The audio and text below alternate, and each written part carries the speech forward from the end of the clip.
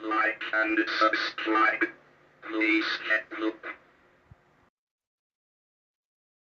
You may find this hard to believe, but fondling you while you make pee-pee is not my idea of a good time. Good evening, weirdos, and welcome to Total Recall. We're the show that remembers it for you. I'm Jethro Bot. I'm your host. Also, your host is the Wizard. How's it going, Wizard? It's not that he didn't want to rape the environment and exploit the workers. I'm sure he did. It's just that as a barber, he didn't have that much opportunity. Excellent. Let's pop her right off there with the rape joke. Okay, good. Good evening. Good stuff. Good evening. I know, like, we normally chat about the movie right away, but I just wanted to throw out there how excited I am that in a couple weeks you and I are going to be doing this show from the exact same house because you're going to be in town for Fantastic Fest, which is how I met you. Indeed. Yeah. Back in 2007 or 2008. I can't remember which one exactly it was. Or 6. One of those years. Yeah. 6 is when I met Tron. So I may have met you in 6 as well. Just, it definitely wasn't a situation where I was going to remember your name yet. So. No. Or much of anything else. Yeah. So. It's not really been that bad, Adam. Like, we've had some like tolerable outdoor situations in Texas, so don't worry. And he's from Texas. Yeah, I'm from Texas. Born and raised. All right, well, tonight. But it's hoodie weather here. Yeah, and that's a beautiful hoodie too. The Mothra hoodie. Here. Mothra. Yeah. There we go. I'm not very good at producing, but yeah, there's the Mothra. All right. Mothra. Okay, well, we're gonna bring in some more panelists. If you might have forgotten from last week, this was my choice. We did have a vote on it, but I was just so pleased to have this be the one that we picked because, as I said at the time, this is a movie that I enjoyed with my mom. You know, she's no longer with us, but she is largely responsible for a lot of my film fandom, and. This was one, she had a great laugh, and this was a movie that made her laugh. Steve Martin, she was a huge Steve Martin fan. I love that we picked a Steve Martin movie so that I could actually like kind of familiarize myself more with his career leading up to this film, which is all pretty fascinating. Yeah. But so my memory of this is pretty much that. It was something that I think we saw in the theater and then later on saw on cable. And it was just an established film that we were a fan of in the household. So that was my experience with it. But not until last week had I revisited it. I had always had a fond memory of it. Always saw it as a film that was just, it's a given. That movie's funny. But couldn't say even with certainty because I don't remember it. It's been since I was a wee little lad that I had actually seen this movie. So anyway, that's my story with All of Me. What about you? God, I was a huge Steve Martin fan, like from Mm-hmm. a very young age. When his first album came out Mm-hmm. was when I really fell into the Steve Martin hole. Although I Yeah. had kind of been a fan of his, like I'm old enough, I remember the Smothers Brothers TV show, Yeah. and he would occasionally make appearances on that show. He was a writer. Yes, it's So true. like I knew vaguely who he was, but when that first album, Let's Get Small, Uh-huh. came out, it was over. I memorized it. And this was still a period where I was going to every one of his movies Mm-hmm. in the theater when it came out. And I don't know, this one always, it seemed like his first adult movie, Yeah. Yeah. I'd say. I can see that. Wasn't quite as silly, although, I don't know, Pennies from Heaven was something. Yeah, he talked, when I was looking at interviews with folks about this movie, he talks about Pennies from Heaven at this point in time in his life still fairly often, you know. And for folks who don't know, Pennies from Heaven was a financial failure, and it was, kind of supposed to be a breakout performance, musical performance for Steve Martin, and people still really enjoy that movie today, but not at the time that it was released. So, there was a lot, I think, throughout his career, just a lot of up and down for Steve Martin. He'd have a hit and then he'd have a bomb. Well, So, he took a chance. yeah. He took a chance, and Yeah. it was not the right time. All right. Well, I already mentioned my mom, so I'll go ahead and bring on my younger brother, who also saw a lot of these films, with us. Like, Jeremy and I would often just be a duo going to the movies by ourselves, but Yeah. Mom, Or a trio with Mom for sure. Mm-hmm. Yeah, the three of us loved going to the movies. Yeah. And so, do you remember Mom really liking this movie? Oh yeah. And Mom really liked Steve Martin too. She loved Steve Oh Martin. yeah, she really did. And she liked Lily Tomlin. Mm-hmm. And how can you not?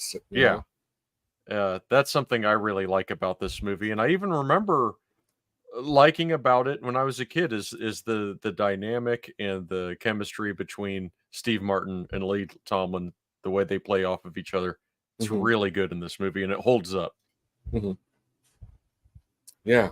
So you have a similar memory. Did you have any perceptions going in that you want to share, or you just want to get into it? Yeah. No, because this was like a total recall moment for me. I hadn't seen this movie since we were really young. Yeah. So I could barely remember anything about it. Gotcha.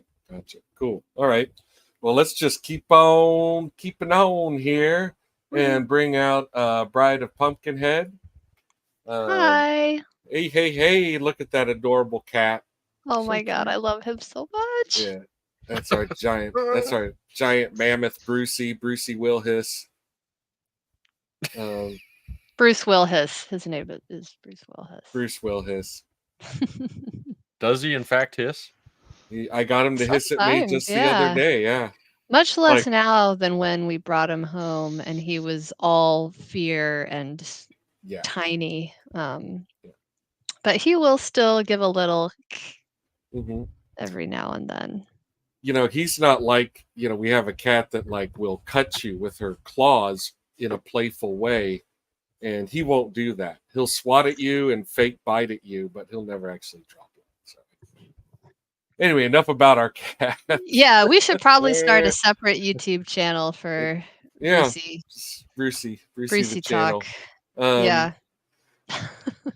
What are did we you know? talking about? Yeah. What did you know about All of Me before you watched it with us last week? Nothing. I had nothing. never heard of it. I had never seen it. I was barely familiar with the song. Yeah. I didn't know a thing about it. Yeah. And do you know anything about Carl Reiner? Like, or just like early Steve Martin in general, or is this all just really in a blind spot for you? I mean, I certainly know the Reiner Entertainment like presence. I'm not super familiar with all of his movies. I'm sure I've seen some of them. Yeah. But that is as far as that goes. Cool. Well. Yep. I'll be delighted to hear what you thought about it. Let's bring in our very good friend Adam Gravy. Hello. I wanna call it gimmick infringement here. Yes. I don't know. You're saying that mineral gravy is a gimmick. I don't know, man. I think you should get on the chuck wagon and make your own gravy. I think there's 20% difference in original content. It's fine.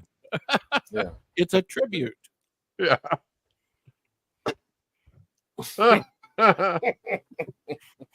What's up, guys? What's going on? This is just a tribute. Yeah. Trying to warn you. See, because you guys get the weather that we have like a week later in Texas. Yeah.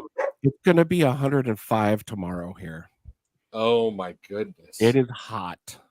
Wow. It almost hit 100 today. We had a very mild summer and we were very grateful for it, but the heat has arrived. Well, I did not know that even happened anywhere in California. But the heat is on. Dude, it's the desert. Yeah. But yeah, 2 weeks 2 weeks from 2 weeks from today, hopefully it'll be cooler than that. If we're getting it, you might miss it. Maybe 2 weeks. Who knows? We'll see what happens. We will definitely be filming some stuff between movies of us hanging out, maybe talking to some friends of ours that we see at the festival, and kind of relaying what we see. But anyway, we'll get to that later. Adam, do you remember All of Me at all? Like, was this something you're familiar with? I absolutely remember the movie as a movie. Like, I remember it coming out. I was very, very familiar with it from a distance because I had never actually sat down and watched it.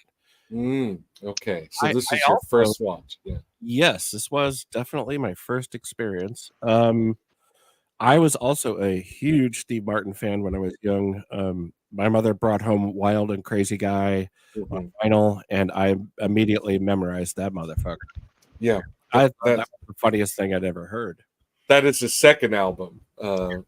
Wizard mentioned his first, and yeah, that was his second. And these were in the mid-70s, early to mid-70s, and these were just getting more and more popular. Yeah, it was 75 or 76, and I still have both of them. Oh, beauty. Cool. Well, all right, we're gonna bring on someone who I know had seen this before we watched it together, and I am excited to hear some compare and contrast there. Barbara, how are you doing? All of me. Why not take all of me? I do love this movie. I honestly can't remember if I saw it in the theater when it came out or if I saw it on cable later. I want to say cable later, but it doesn't really matter. I am a huge Steve Martin fan like the rest of you guys. I listened to his albums relentlessly. I collected his albums. I'm still mad at an ex-boyfriend who still has my copy of the Steve Martin Brothers band Mm. album, because that one was great, because it's all comedy on one side and then all his banjo on the Yeah. other. It's great. Yeah. But yeah, I do like this movie quite a bit. I think it's a lovely, light, refreshing bit of screwball comedy, and I do, and like Mick was saying, I think that this part was the beginning of Steve Martin's transition from a comedian who acted in films occasionally to an actor. Mhm. Yeah, we And talked a lot of this on the rewatch. yeah, because this is the movie where you start to see shades of real emotion and emoting and acting that you didn't really quite get in other movies, especially the ones that he had paired with Carl Reiner on. Yeah. So I do like Yeah. this movie quite a bit. I was very excited when you said we were going to watch it. He had referred to a period of his life as his mature acting, like period that starts with this film and ends with L.A. Story.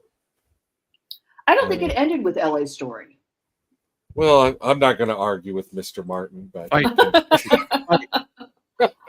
let's bring out. Yes, you are. Yes, you are. This is the right room for an argument. Yeah. Well, it is. I think like L.A. Story is definitely not the last time I enjoyed him in a film. So, yeah. But anyway, speaking of film, let's bring out the movie. And while we're getting started, Steve Martin's career began with the Smothers Brothers show at the time. What was the title of it, Wizard? The Smothers Comedy Brothers Hour. Okay. So yeah, he got a gig writing for that. He had a girlfriend who was a dancer, and she snuck the script to like the writers, one of the guys in the writers' room or whatever, and they hired him. And that's how he got his start. He's 22 years old, and less than 2 years later, he wins an Emmy for that show. Wow. He wins another. Yeah, he wins another Steve. Emmy. He wins another Emmy a few years later for the Van Dyke. Whatever the Dick Van Dyke iteration was at the time, Van Dyke and Company, I think it was called.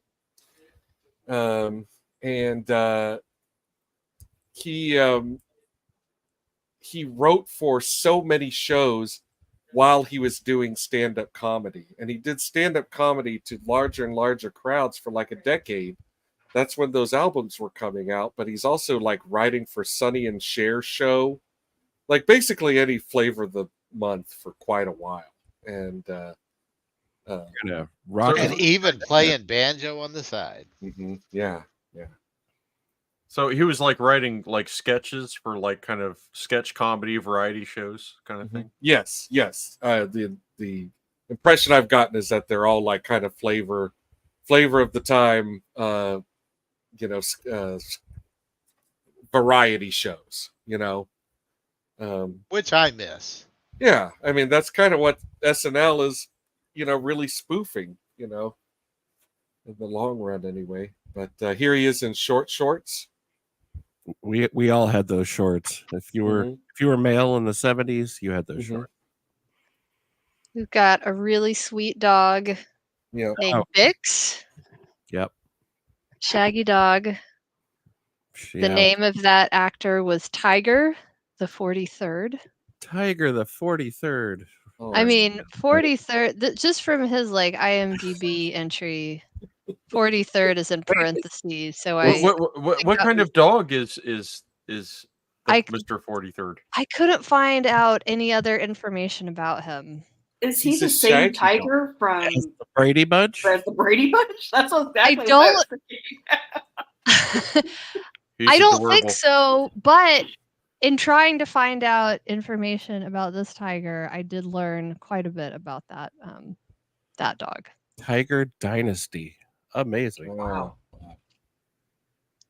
So I think So- it's funny that the movie opens hmm with Steve Martin's double life. Yes. It lays the groundwork pretty fast. Yeah. Well, You've got the whole situation of this guy's life in 2 minutes. And it's well written. Yeah, I think this movie is very professionally executed. It's slick. It's efficient. Yeah, don't have a lot But to it's say bad. foreshadowing. Yeah. yeah, that he has two lives, that he's, it was funny hearing Steve Martin say, like, this is a much more down to earth guy than my, other roles. Like, he's trying to balance a life of jazz musician and attorney. Like, Relatable. yeah, I got you, man. That's a tough problem. Whether or not to marry the boss's wife, or boss's wife, Boss's daughter. wife. We could have married the boss's wife. One of The them. boss would not have cared. As No, well. Yeah, he no. wasn't paying. His Boss is not scruples paying are attention. pretty minimal. Yeah, but yeah, this is like his best friend. Plays jazz with him in nightclubs. He's blind. So he fondles his face.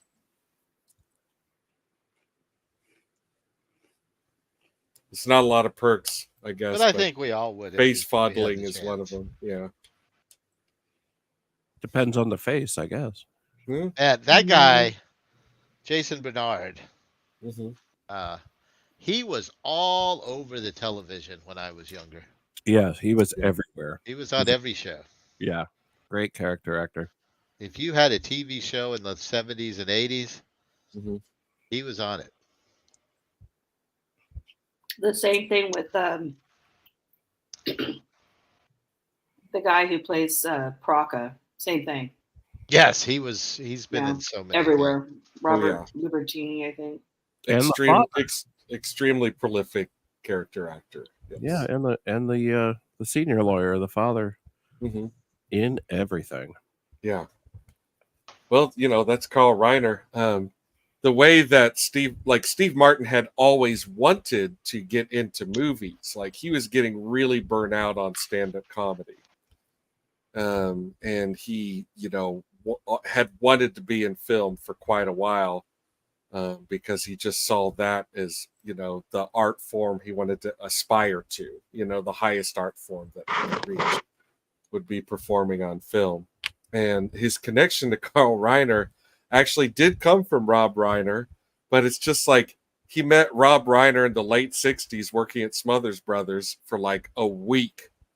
And that's, you didn't really know Rob Reiner at all, but that's how he got connected to Carl Reiner, who had a project fall through, and he had the script for The Jerk ready to go.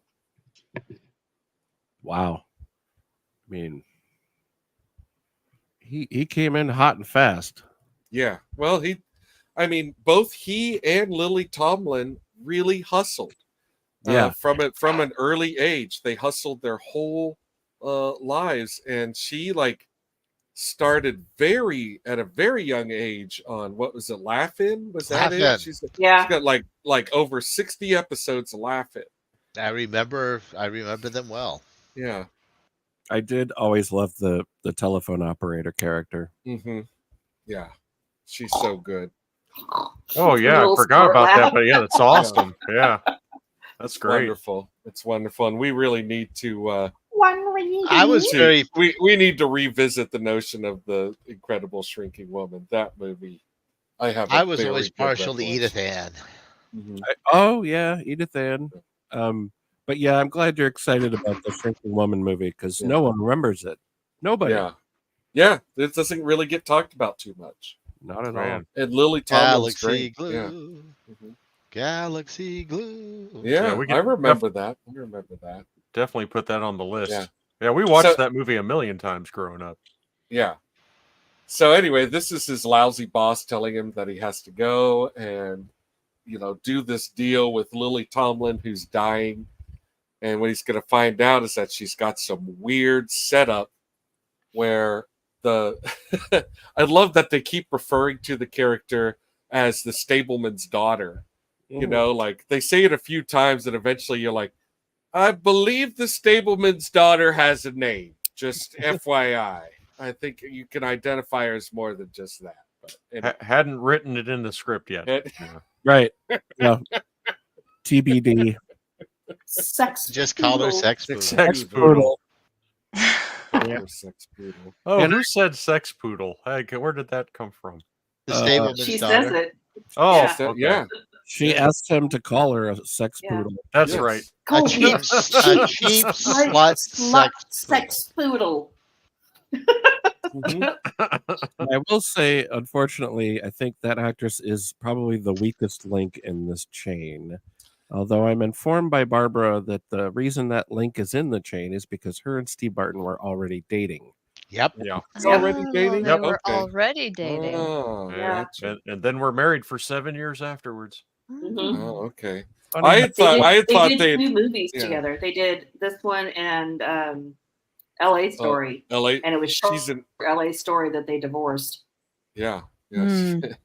It's wild that like their relationship is bookended by, you know, a movie when they had first met and then a movie right before they divorced. Yeah. But yeah, I had thought they had met on this movie, but either way, like she's, you know, in some saucy underpants later in the movie. I mean, I thinking, could be like, wrong, but I thought that they were dating Hmm. when they made this movie. She just I seems could be terribly wrong. miscast to me, so I feel like they probably did know each other when this was in pre-production. Mhm. Maybe. I just know he was single when he made The Lonely Guy. Man, I forgot about He was the an- Oh God, I forgot about I the Lonely totally Guy. forgot about that, man. Yeah, he was an actual lonely guy when he made Lonely. But that's not that movie and this movie. These are not movies that Steve Martin wrote. He wrote an awful lot of the films that he's in, but he is not a. You know, I'm sure he wrote a lot of material on set anyway, especially because Carl Reiner, you know, said that he really trusted. He liked to. It's said of him that he liked to trust his actors to, you know, mold their material and be themselves. And he also like was very trusting of new comedy. He was not set in his ways comedy wise. If he had, you know, was working with people much younger than him, and he would trust them to bring something, you know, to it that he might not have. So there she is. Stable master's daughter. Mm-hmm. Yes, we What have is a her good name? Terry. Terry. The stableman's daughter. and here's the stableman, and he doesn't like He it. doesn't have a name. Yeah, the stableman does not want his daughter to just join in the realm of spiritualness so that her body can go to, you know, the super rich lady. And I don't blame him, you know, like I wouldn't much care for that either. I would not encourage my child to do this, No, it would upset me. but there's a lot of money. Hmm. We do find out later on that she's kind of a jerk, you know, like, Well, she's also a grown up and yeah, Well, make her own decisions. she doesn't believe this. that's right. That's right. To be fair. Yeah, they're conning her.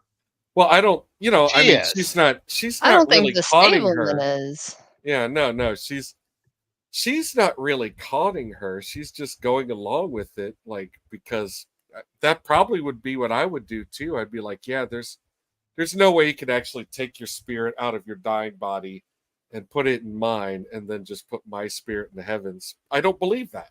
Well, you don't know. So, you know, I would take all the money from, you know, a person who, in my mind, just ceases to exist, you know, like either way. So, You know what I believe in is that What's that? having caviar and sour cream on toast with a Percocet on top is the way to go.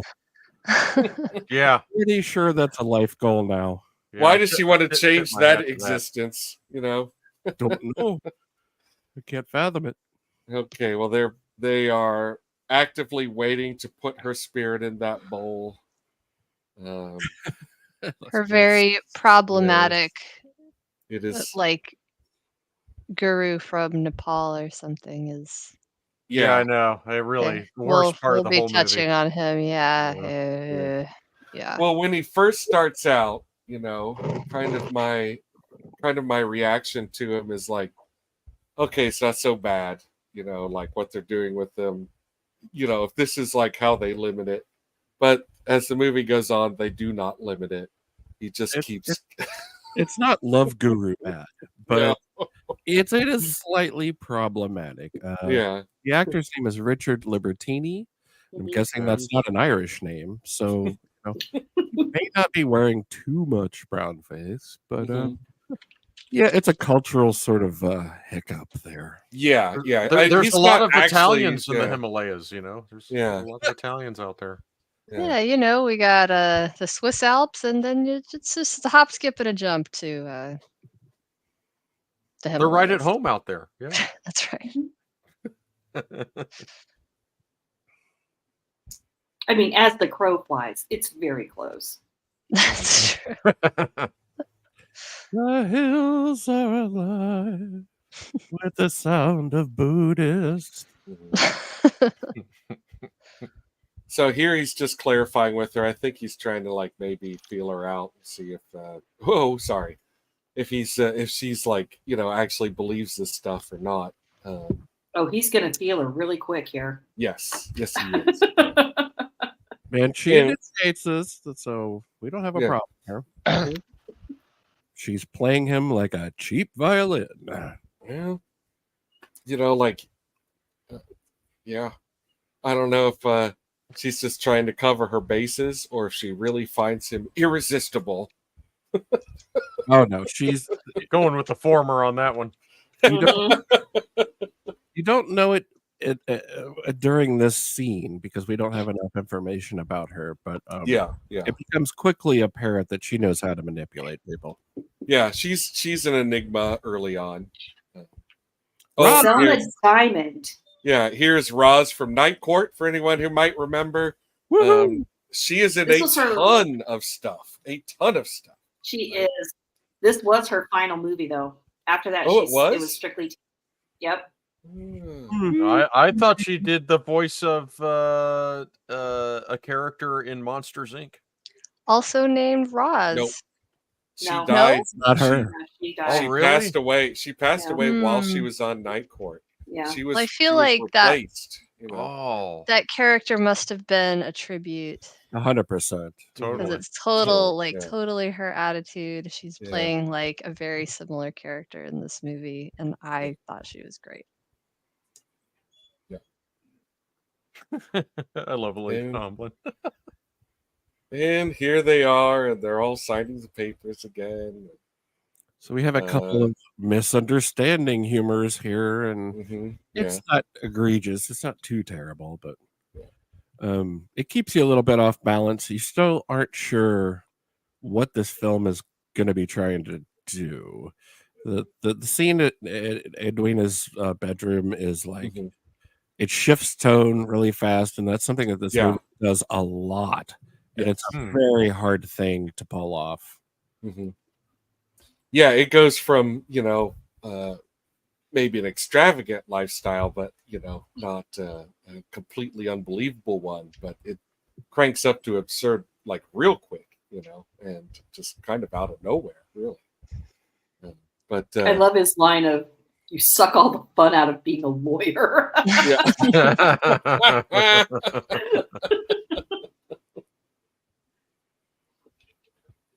Yeah, we can't really tell who's on what side of the fence yet. It's all being juggled pretty quickly. Yeah. Well, he is putting him up to representing him, but he's not telling him that yet. Oh, okay, he's not telling. Yeah, no, he's telling him it's the really important case I'm going to give you. Yeah. He's a jerk. He's a jerk boss. Yeah, we know that much. As most. Well, I won't. No lawyer jokes. They sort of write themselves. This guy. I don't remember his name in the movie. I don't even know what he's doing in this movie. Like, I don't understand his. Is he? He kind of disappears, you know. Like I think have he's a just feeling yeah, he might be like an executor or something like that. yeah. Like a Klingon kind of? He's just another lawyer at the firm. He's there to make trouble for the plot, Yeah. But he's which definitely he does there with for his rule-following face. Is he a lawyer at this firm? Like, Yes. I'm blanking. That's Okay. why Yeah, they like keep running into each other in the halls. Okay. he sees. We'll see this scene in a minute. They run into each other in the bathroom. He does with Steve tell Martin. if he came in with Edwina, or I was just lost when he was on screen. I feel like they never say specifically, but he seems like maybe like a Steve Martin rival type. Yeah. He's just They might be going after the same thing. Yeah. He's just so Yeah, there's only one spot available for the next partner. Yeah. If anyone has seen Big Business and can give like, you know, a quick thumbs up or downer, you know, I have never seen Big Business. I actually saw it in the theaters. It was. Well, Jennifer can't recommend it enough. I mean, and well, I do. To each his own. But I do remember seeing it in the theater and coming out of it going. His acting here. Oh, it's amazing. Is amazing. And it continues to be amazing for like 20 freaking minutes. Yes. His physical comedy here is top notch. This is the centerpiece of the film. You know, like him learning to walk and argue with Lily Tomlin within himself. Not just what he's doing with his body, which is often really incredible, but his voice too. Like, you know, he develops a lady voice, and like his going back and forth from his regular voice to his lady voice, and especially when he is manic and panicking and upset and angry, and she's kind of dismissive, you know. It is very, very good acting. So it's very funny too. I remember laughing at this a lot. Like I mean, we were like rolling on the floor laughing at this like every time we watched it, and it still makes me laugh. It's like it's a masterclass in physical comedy. It really is. And the amount of energy and the thought that he clearly put into this ahead of time to do it. This is not a thing that you could just make up on the day. No. You have to run through this in your head 100 times before you can pull it off at this level. Yeah. I think a lot of I think he had to rehearse this. Oh, God knows how much. Big time. Yeah. Look at his eyes.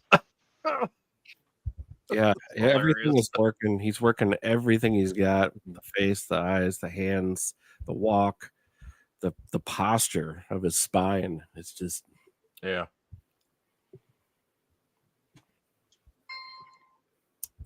it's clear to see which side of him is controlled by Lily Tomlin. So this is why he's in the movie, by the way.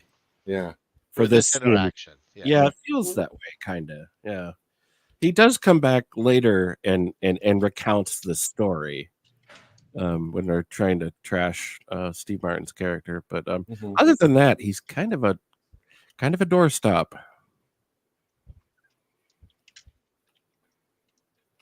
I will say, Steve Martin does, rightfully so, earn a good deal amount of praise for the physical aspect comedy of this.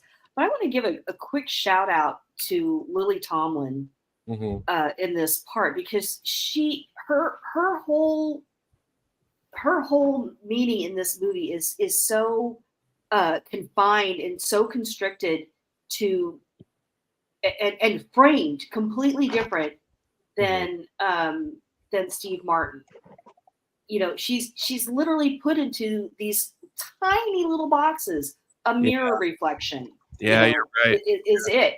And she still manages to pull off a great deal of expertise in comedy. Yeah. You know, I think she's great. I love this scene, and I love how it's there's some real old school movie making qualities to this movie. You know, the physical comedy, like the humor without a lot of vulgarity and stuff like that. But like this scene here, where like they create this set, they're clearly just talking to each other through an opening in a wall. And making it look like a reflection, right? Yeah, and it works really, really well. It really does. I think it's a, he gets a lot of praise, rightfully so, but I think she does just as well within the confinement that she's given, and her character as well. Like her character is very two-dimensional, but she is making the most out of it. She's definitely a pro. He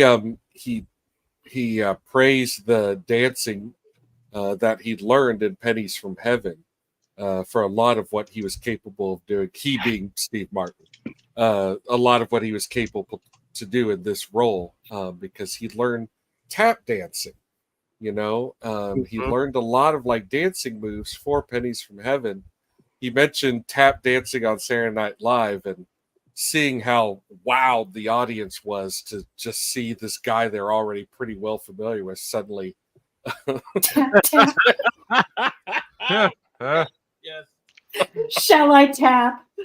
We talked right over that. We did. But the tap dancing.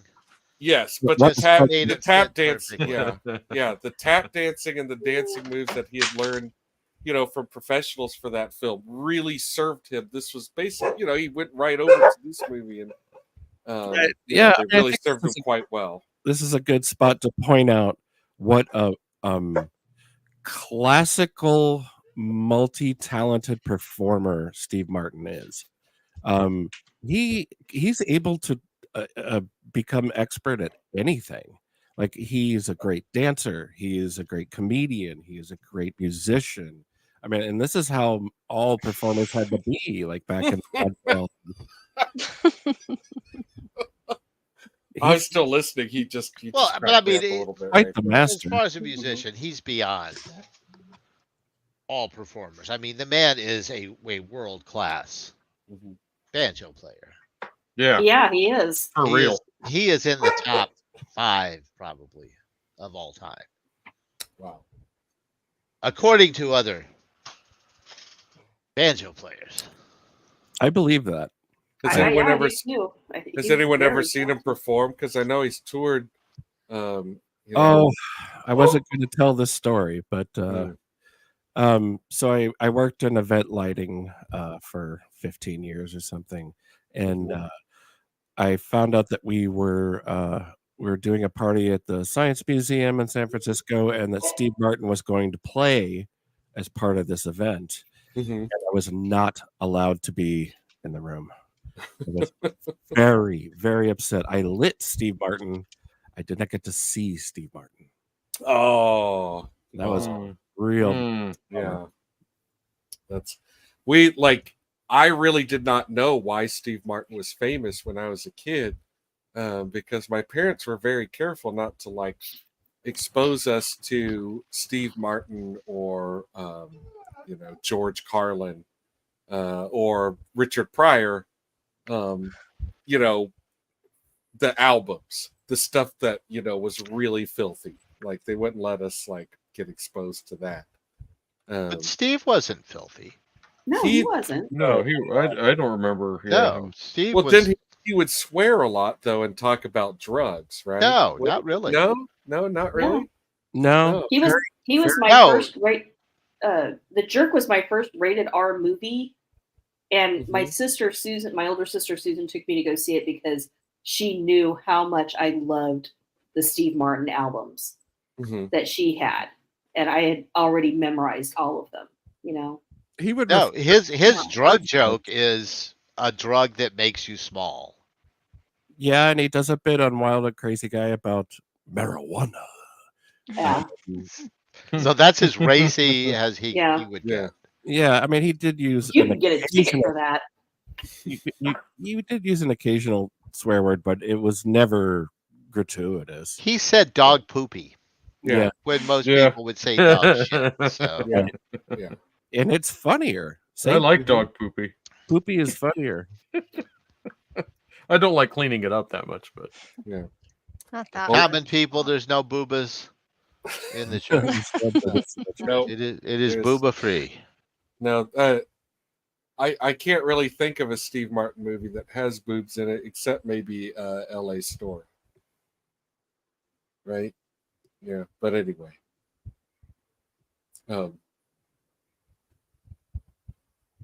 we just got some more cool soundstage stuff through the mirror that we were talking about earlier.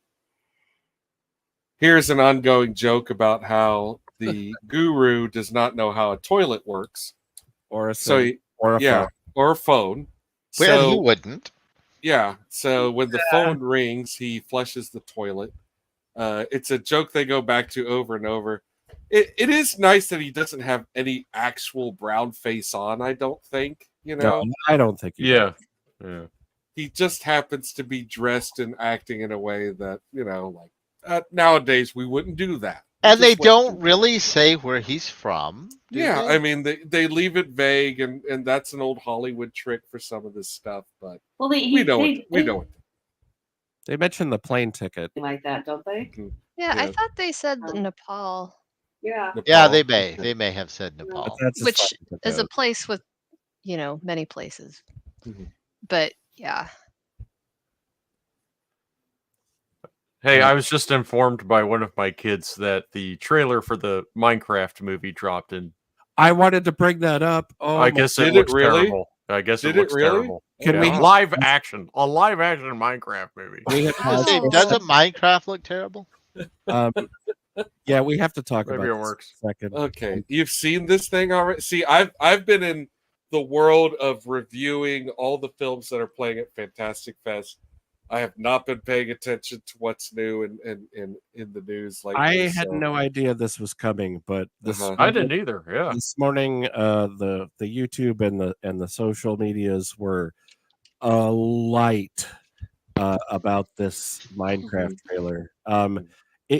Okay, so we live in a world where, like, especially this year in particular, I think with the Alien remake and the Borderlands disaster and Snow White coming down the pipe, that you just sort of feel like Hollywood hates you, and you think you understand the depths of this hatred and loathing for the people that pay their salaries, and then you watch the Minecraft trailer and you see how much further it can go.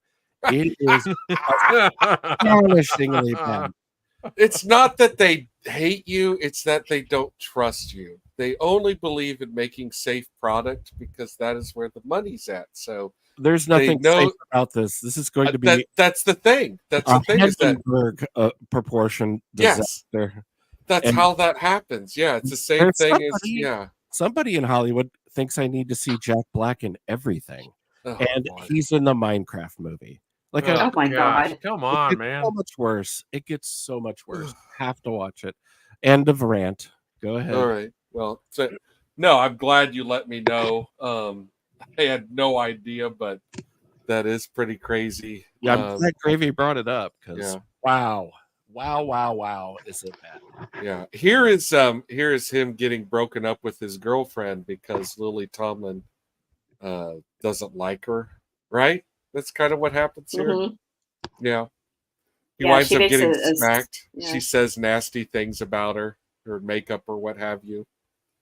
Well, she also thinks he has had an affair because she Mhm. Overheard him. over him Yes. talking to himself or something. Sorry. That's okay. Jeremy's been And- walking all day. Frankly, I don't think he likes her much either. So No, they're not happy. Like, it's obvious. Like, why would you, like, why would you date someone who plays jazz music in nightclubs and then dislike that about them? That doesn't, make any sense. I think it was her right? telling him that she doesn't like his dog. That was like, yeah, you're a bitch. I don't like you. Yeah, the dog. But Totally I do want to unacceptable. talk about this Mhm. this scene, this little bit coming up right here, because she does a thing where she demonstrates how she There it is. she faked Yes. all of her orgasms, right? Yeah. And then what is it? Maybe 10 years later, Yes. his son, Rob Reiner, does the same thing with Meg Ryan in When Harry Met Sally. Yeah. And I don't think I really caught that until we rewatched it the other night. And I was like, oh, how dare you. Although I will say that in When Harry Met Sally, the woman who delivers the "I'll have what she's having" line, that's the mom. Yes, that's Rob Reiner's mom. Right? Yeah, and, Rob Reiner's mom. That's right. Mrs. So Carl I guess Reiner. they kept it all in the family. The Reinesty. But yeah, there you go. But I was like, oh, he totally ripped that off from his dad. I just now noticed It's a tribute. What a weird thing to rip off from your dad. I also really appreciate Steve Martin's retort that he also faked all of his in an oh yeah. I like that moment quite a bit. That's pretty good.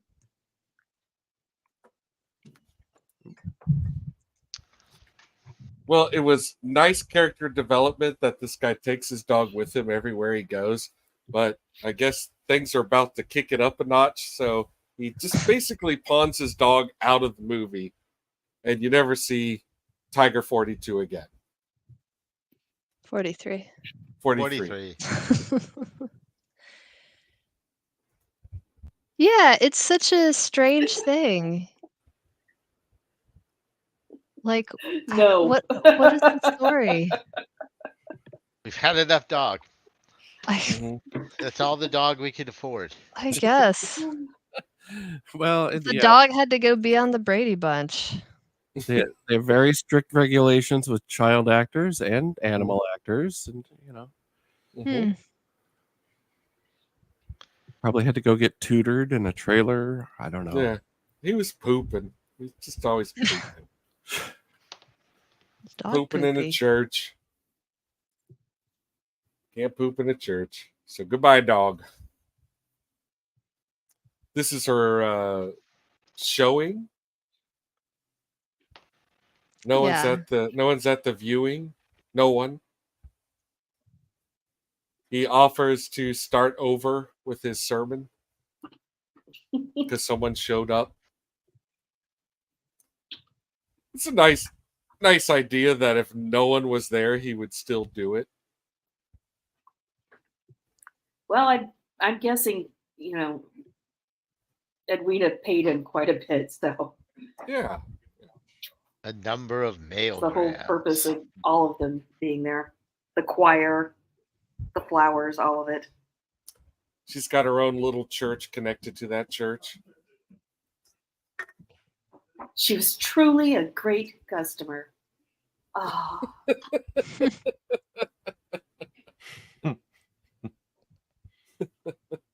Acme Oxygen Company. Oh, he took a nap. Yeah. And this is where he discovers that one of them inside his head can be asleep, and then the other has total control. Very important for the funniest scene in the movie coming up. That's right. I think my favorite. There's a little trivia to go with that courtroom scene that you're referencing. He is playing the buffoon in front of the same judge that Jim Carrey will play a buffoon in Liar Liar 2. Oh, no kidding. Oh, really? Wow. Yeah. That's cool. That's really good. Yeah, that poor guy just cannot get enough of that fucking buffoonery bullshit. Every time he's going to officiate over something, some asshole comes along and is like, "Look at how crazy I can act." Well, it's a living. Relatable. Heck, I mean, Liar Liar wouldn't be a bad one to put on the list. I had only saw it once at the theater, but I thought it was very funny. I've never seen Liar Liar. I have never seen Liar Liar. Yeah, I've never I really saw it in been a. theater. Yeah, I know that I saw The Mask and I saw the Pet Detective movie, but I didn't see a whole lot of Jim Carrey movies in the theater. I've seen all of those movies many, many times. Yeah, we can't do The Mask because I already know my answer. Yeah, me too. Yeah, 10-4. Me, myself, and Irene is really good. Yeah, I don't know that for a fact because I only saw The Mask when it first came out. I never revisited. You know it. Look deep down in your heart. That did not age well. Yeah, I thought the idea was to visit movies we liked and see if they held up, because this would be the opposite. I would do the Adam is cinematic Yoda here right now. Yeah. Search your feelings. God, that movie sucked.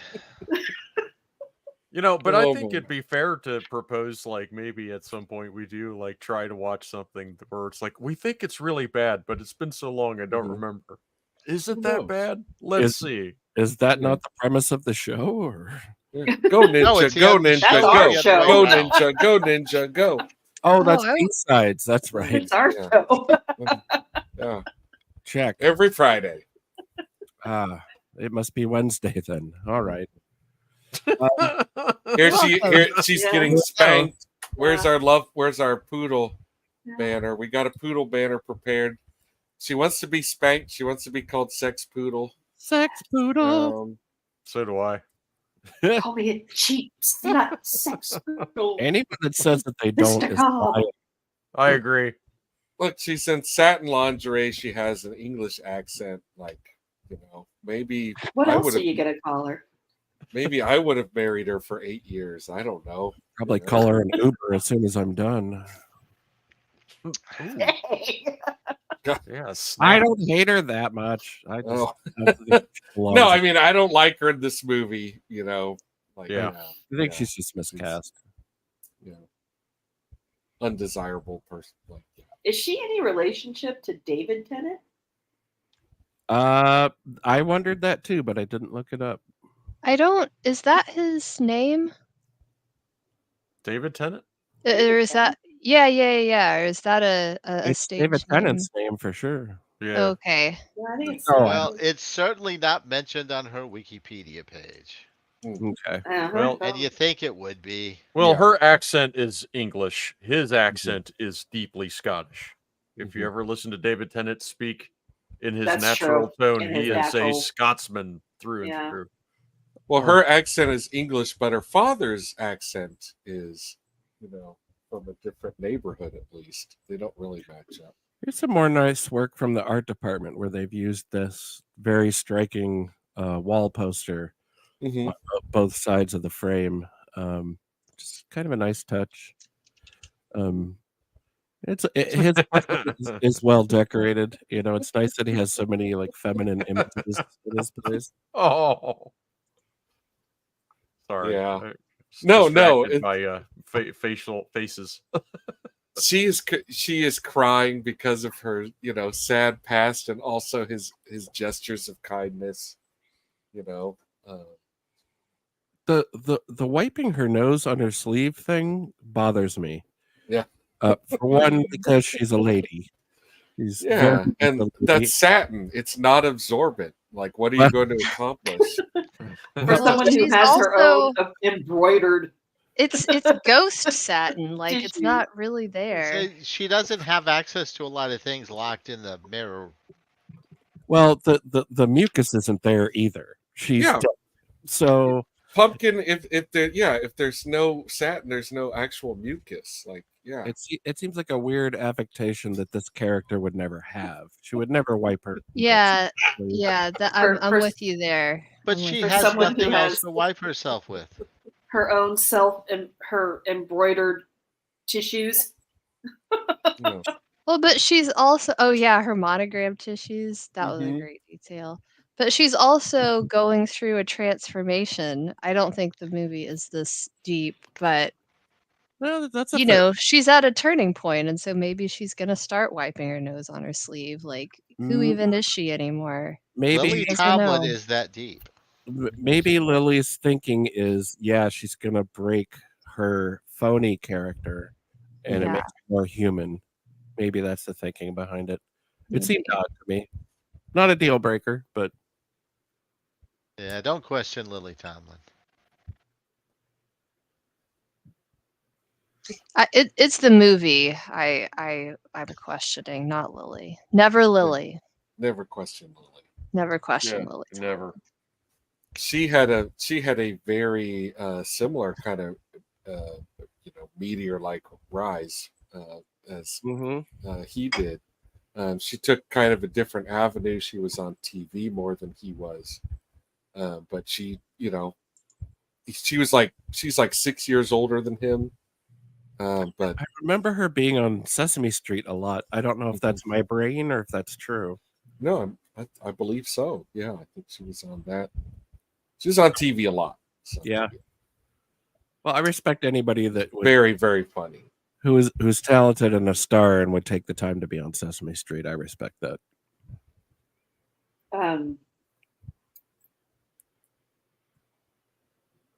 I was going to say something. Now I've lost my train of thought. Sorry. I was Probably distracted. because you're thinking about your comment. I am. I would not shave. I just wouldn't shave. I'd be like, you know what? Shave when this isn't going on.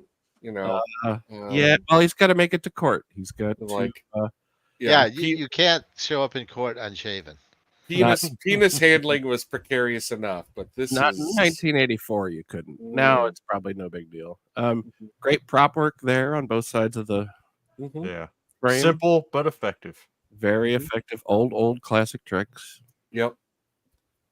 Yeah, an overwhelming majority of this film was done on sound stages, and those Doesn't feel like it.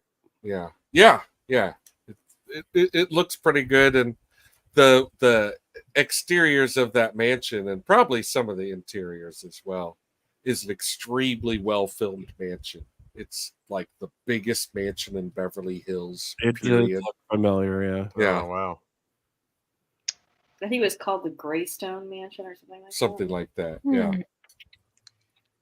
It'll be on tours. Visit beautiful Beverly Hills. Yeah, there's So Where she's he's inhabited by a woman trying to make him sound like a man. That shit is funny. yeah, He's this fallen asleep. really Yeah. there's a lot of spitting and crotch grabbing and Yeah, it's like a horrible AI generation of John Wayne. Like it's atrocious, and like I could not stop laughing. It was Women, am I right? This is great. Yeah.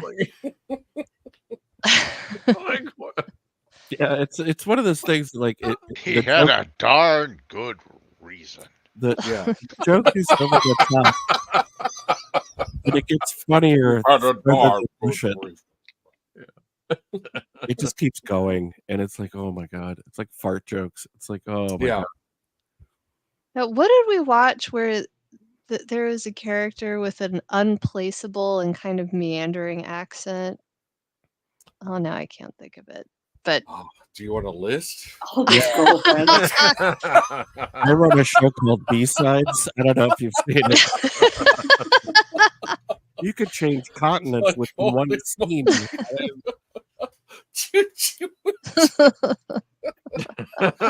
Oh boy. Oh yeah, that was it. That was it. That was it. Yeah. Oh, the Wizard Speaking for of the Dick win. Van Dyke and Co. Yeah, Dick Van Dyke. Yeah. There we are. Choochie Woochie.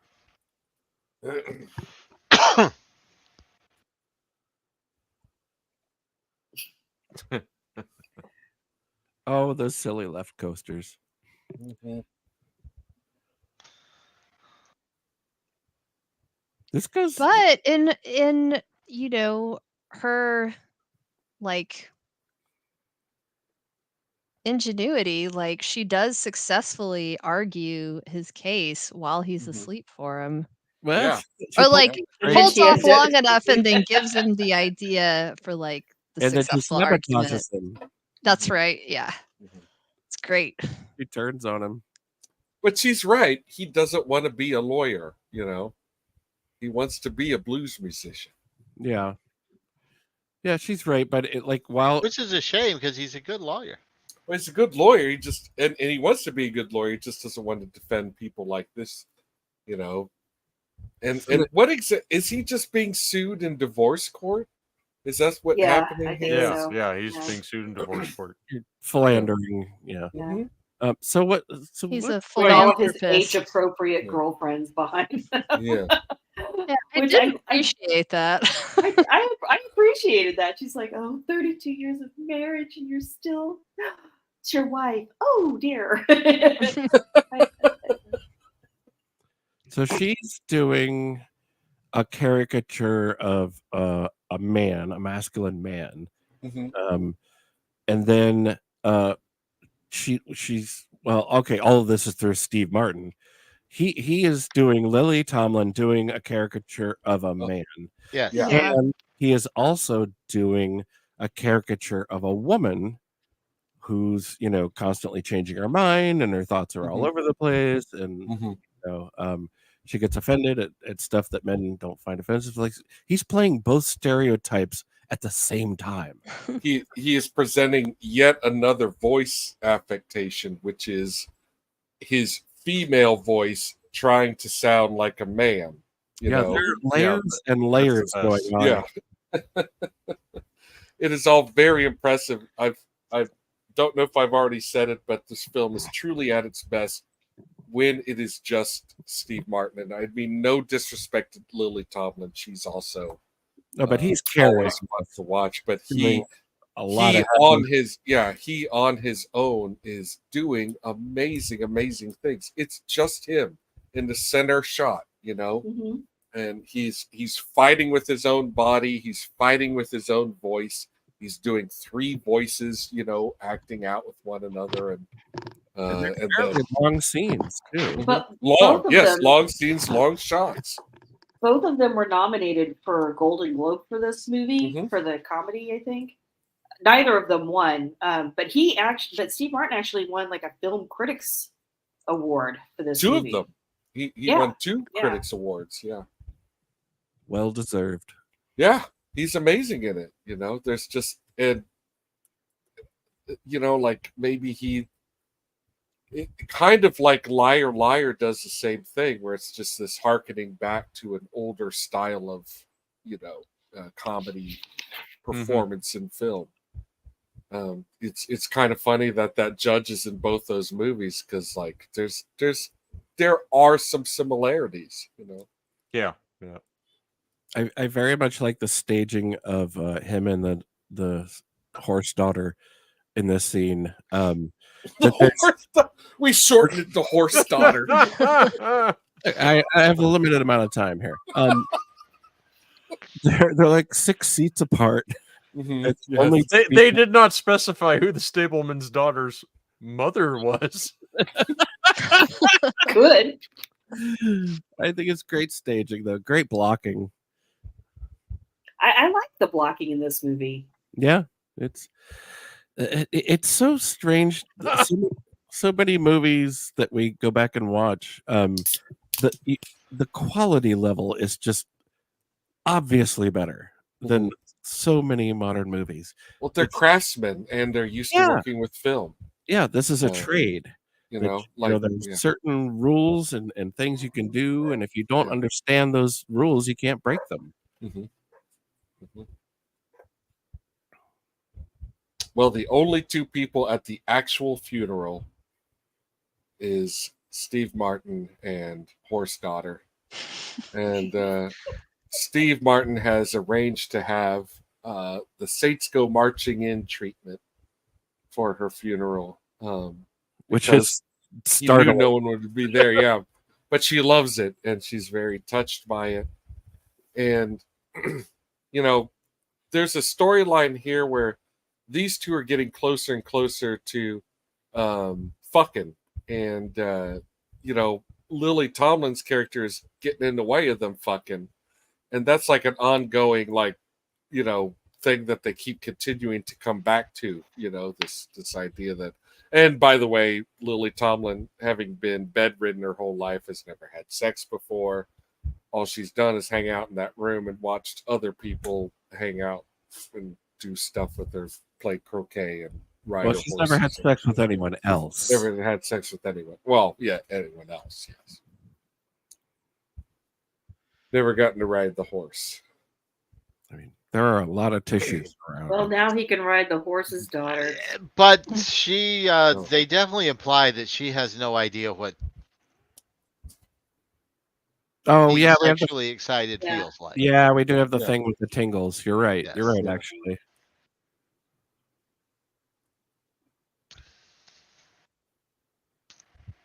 She's got the whole cast of Gone with the Wind.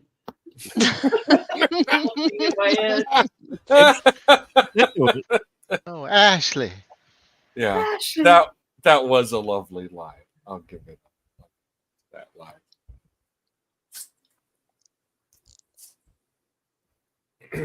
One of these, they do a great job with the matching backgrounds, but one of them is wrong. I can't remember which one, and I think we already passed it. But when I was looking up stuff about this movie, oh, by the way, I got some more Bobby looking up stuff for this movie. Whew. Oh, Bobby. Bobby. Oh, Bobby Wygant. Like anyone We Anyone- love Bobby. We love her. anyone who has Oh my God. researched a film for a live stream Hello. knows. Yeah. Hey, y'all. I got distracted there. That is a great outfit, you know. Like you can almost like see them about to get married right now, you know. That's a good term for it. Yeah. You're getting married. Yeah. And so he's trying to talk Lily Tomlin into just going along with the fucking. He's like, "Look, I really want to fuck. You want to fuck. This is the option. This is our opportunity. Let's just do it." It's a funny thing to think about, considering that she will apparently, ideally, be occupying that body at some point, you know. Right. Yes. So And it is kind of implied at the end that these two hook up. So she's already like got, you know, very intimate understanding of his penis. Like, you know, like right off the bat, she saw him urinating, you know, from inside his head. tap tap. Yeah, tap tap. Like what kind of, I don't know. And It's wild. Steve Martin is a hairy bastard. He is a very hairy man. Well, he's no Robin Williams. I was about to say That's true. he's no That's Robin true. Williams. who That's simply true. cannot take off a shirt. I thought you were going to take her shirt off. I did. I did. Yeah. There is a limit to the shirts I can take off. There's one that doesn't come off. One is attached. Yeah, he's really good at shaving though, because his face is like extremely clean shaven. Well, I guess he's had a lot of practice. 'Cause,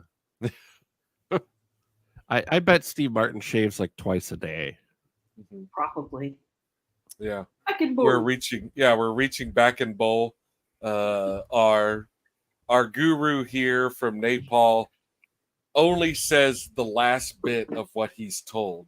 So when he's told that they have to get the person back in bowl, he starts saying back in bowl, back in bowl.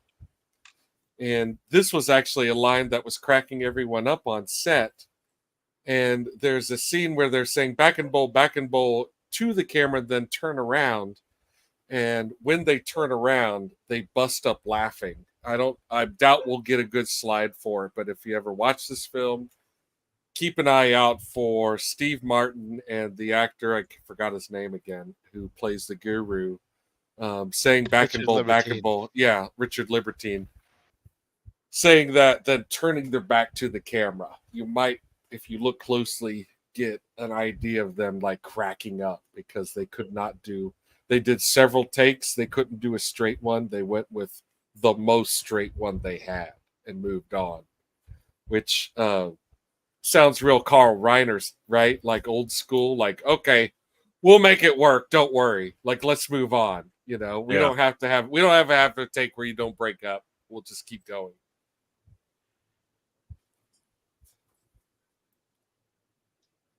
Oh. Yeah. Such a shame. I don't like it. And I don't hate him for doing it. I just don't like, like it as it goes on, it starts to wear on me.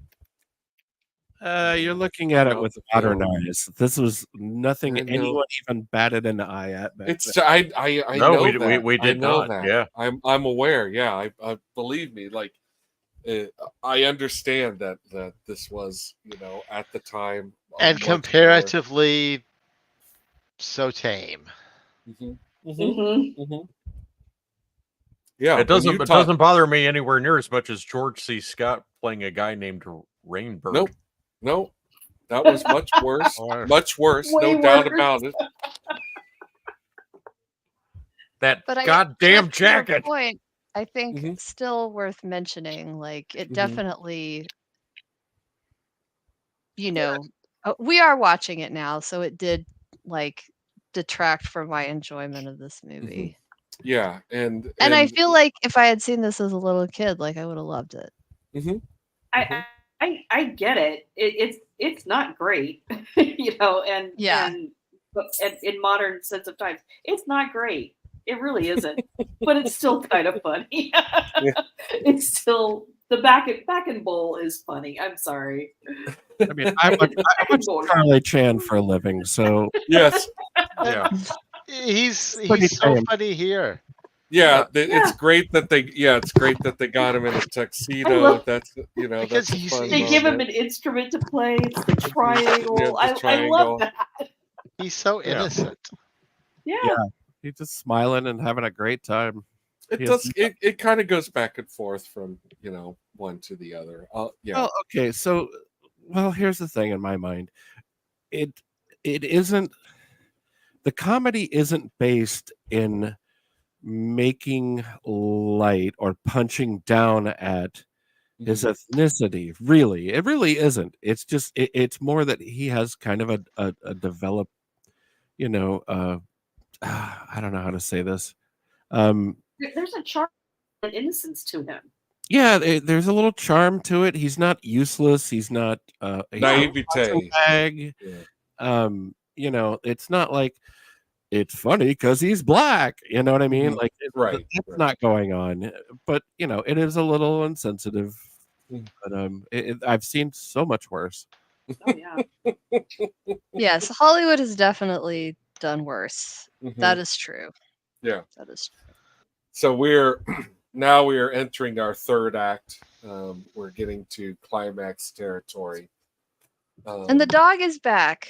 Yeah, the dog. I guess. Yeah, the dog is back. You're right. I thought we hadn't seen him again, but okay. Anyway, he's back. I was watching out for him this time. Good to see you, Tiger. Good to see you, Tiger. They are, now trying to forcefully take her body, which is weird. Well, yeah. And it fails, and she winds up in the water in the bucket. So now there is no more Lily Tomlin in Steve Martin. Lily Tomlin is stuck in the bucket. They have to put her back in bowl. Fix bowl. Fix bowl. Back in bowl. Back in bowl. Pimp bot. They make me laugh. Fix bowl. Although Pimp bot makes me laugh harder than back and bowl. Yeah, that's true.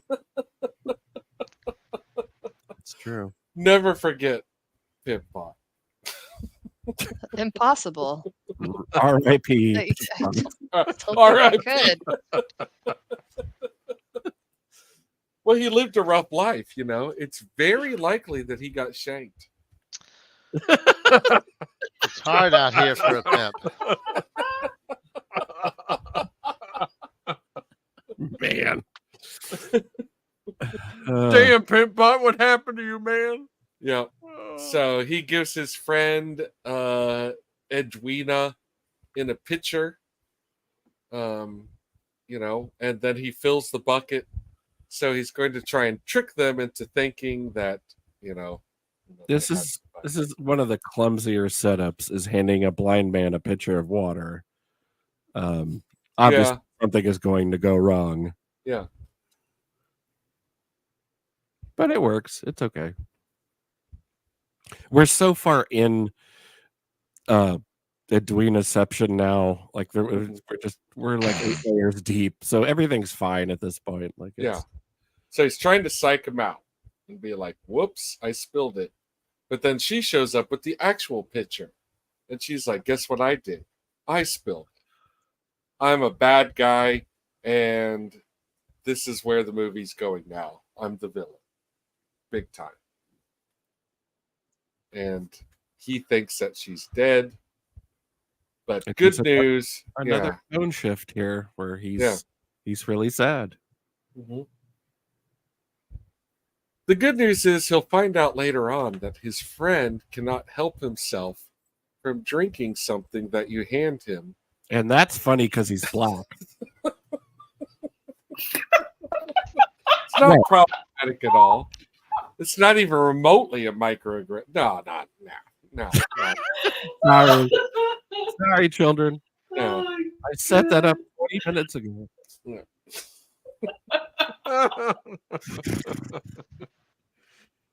Pimp Bot made me do it. What have they done to my pimp? I did it for Pimp Bot. But still, like, I will maintain she's not really a bad guy because she had all of this hoisted on her. Why? Because she is a stableman's daughter? Is that a crime?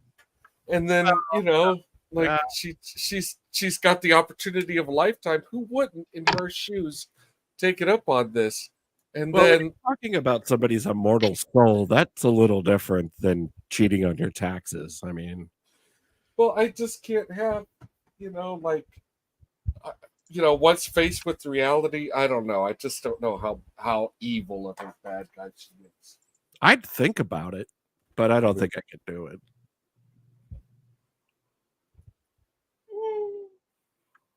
Now, Tyrone doing Edwina is great. This is a very funny moment. I agree. Yeah. It's lots of funny voices. Lots of funny voices in here. You know. For once, common people, we agree.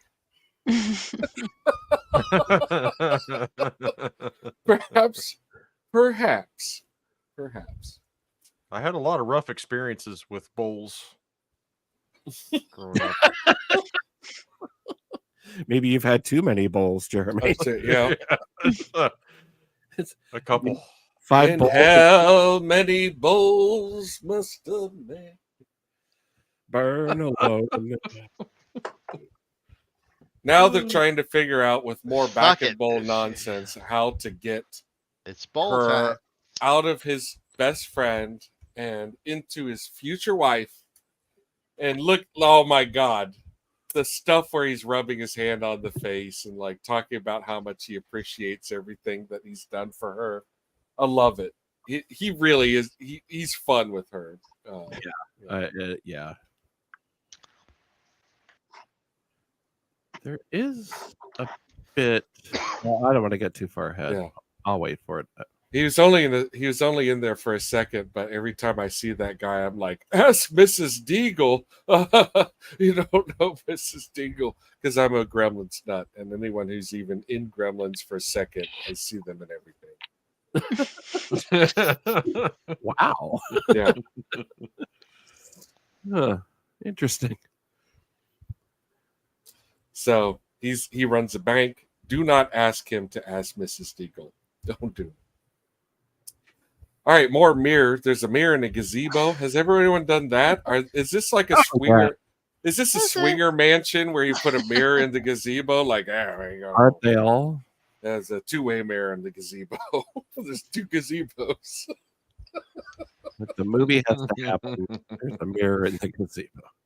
I spent my whole life watching from that room. People enjoy my gazebos with the two-way mirror. Edwina. Edwina. And she comes on to him. Mm-hmm. Yeah, she's warming up. Yeah. This works out. We're gonna fuck. Yeah. It's just weird doing that, like, from within his consciousness. Like, But she's not in his conscious. Oh no, he did. He did. Well, yeah. He's back. He did that. Yeah. It only I says remember. Yeah, I mean, they could copulate within his consciousness. They could. Yeah. I just, yes, I Captain. mean, you can have one hand doing one thing. About this. She does control one Yeah. of his hands. Yeah, I you could have know. one hand doing one thing, one hand doing the other, and you guys could switch. And there's nothing. I see that as being not like a really healthy and fascinating relationship right there. I guess I'm just not looking at it the right way. It really is very weird to me. Okay, so here's my point that I almost jumped the gun on. Jumped the gun. There is no shot that this woman is sleeping alone at the night of her giant party. There is no chance in the world she went to bed alone. So this is a little She's got guys lined up. Yeah, she has a pick of the lot at this evening. Yes. So there's no way. There's no way. I mean, nowadays the Bluebeards literally have blue beards. I think it's Blue Bloods is what you're thinking of. No, isn't a blue beard like the dude who like That's a pirate. All right. Moving on. That's No, I Blackbeard. want to hear what he thinks a Bluebeard is. I thought a Bluebeard was someone who chased after the rich lady, and then it's like the male Black Widow or whatever. I don't know. No, wait a minute. You might be right, actually, because that does make Yeah, sense. that does ring a bell. That checks out. A blue beard. That checks out. I'm doing the Google. Let's try it.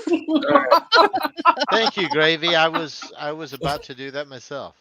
Pause the live stream. We'll We're getting into the bottom of this. Heyo. Okay. It's a French folktale. Here they are deciding who will be our next president. Oh yeah, the deal that she offers up, I don't know. It's very fast and loose. Yeah. The third act is falling apart kind of. Yeah. Yeah, it's sloppy. That's the only part of the movie that's sloppy. And they could have set it up a little bit better. Yeah, and so they're trying to get to in their quest to get to a conclusion. They just kind of like very quickly introduce the fact that she's wanted by the law. She is a much worse person than you've already been led to believe. Twice convicted. Yeah. So she can't go back to jail a third time. Yeah. She can't go back to jail Oh, you're a third time loser. Yeah, she'll surely kill herself, and even her father is on board now with her leaving her body. Which I don't understand how that doesn't result. I mean, I don't know. Like, she's still wanted by the law. Sure, you're filthy rich, but you could still get arrested at any time. I don't know. Well, no, what she just did, Mm-hmm. if they turn her in, Yeah, it's her third strike. it's her third strike. So they're not going to turn her in. So she's not wanted. So Lily Tomlin just has to be careful the rest of her life. I thought she fired that gun. She shot that lady in the face. Like the way the way the squib went off, like on the headboard or whatever, I totally thought she shot that lady in the face for a second. Yeah. Yeah. Oh, we're back. Yeah. Did We're no longer digressing. Did we figure out what a Bluebeard was? Yeah, we're waiting on the Yeah. Okay. Dude, it's In complicated. progress. We complicated. might have to dedicate a whole episode. Well, Wow. Bluebeards. Okay.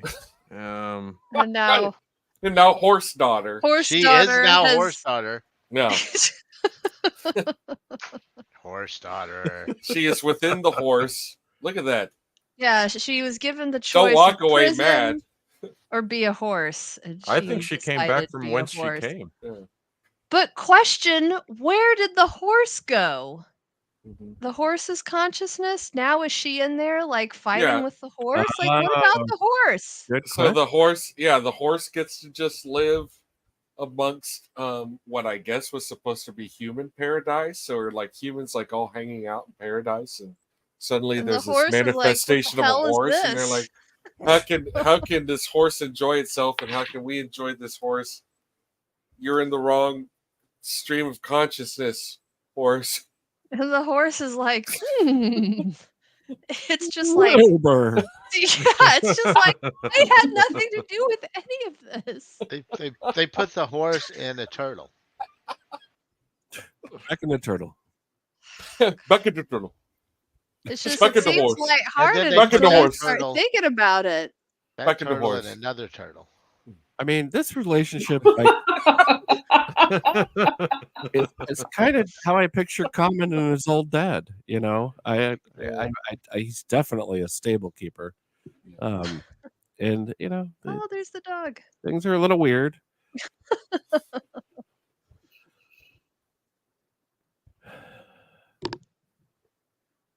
It looks good in the bow tie.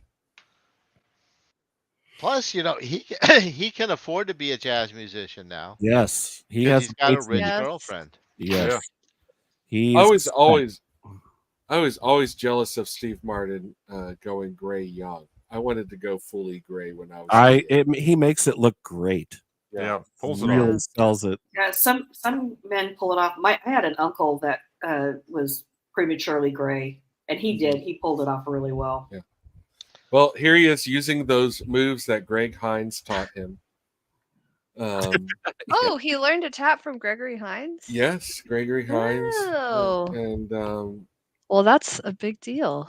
yeah, Yeah. Gregory Hines was a big deal back in these days. he really was. Yeah, he was an He icon was of a the big 80s. deal his entire life. It's true. That's true. And this is a wonderful little goofy dance number where they're just cutting loose. Mhm. Nice. Yeah. Nice way I to was film. glad that they ended the sort of sloppy third act with this very delightful, happy moment Mhm. of them dancing. Indeed. It's a long single shot. They're having a wonderful time. They do eventually start kissing. And Yeah. so it's weird. It's weird that they're like so immediately like, and we're also going to get to do it. You know, like she's been inside him. You know, like still like, shouldn't you like maybe talk to a counselor first and make sure you're doing this right? You know, No. I mean, and what No, this precedent was is the there? 80s. We for didn't this? do things like that. We just went for it. I have a You definition of took the Bluebeard. part. Oh, what do we have? Oh, they fell over. yeah, Oh, Lily, yeah. a serious tumble there, which Yeah. I'm a little worried. The people want to know. The Bluebeard all right. definition, according to Heck, go on. Merriam-Webster, Mhm. is a man who marries and kills one wife after another, Yep. Huh. based on a fairy tale called Bluebeard. Wow. Is he a pirate? He No, was not. he's a con man. Okay. It's an early con man thing. So, well, but you did say Black Widow though, so that's actually Yeah. like- Yeah, it's like a male Black Widow. Yeah. Oh, did Jeff know what he was talking about? Could someone please record this momentous occasion?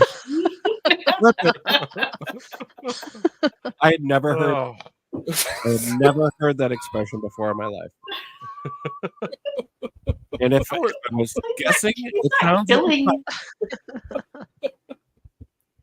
He's not killing anybody. He's supposed to kill. Yeah. Bluebeard's kill. Bluebeard's kill. But what does it have to do with this Bluebeards movie? do kill. Yeah. I don't even know how we started, but All right. Well, anyway, this was my choice, so I'm going to vote first. And I promise you I'm not trying to court controversy, but I am going to say that I kind of wish I had not revisited this film.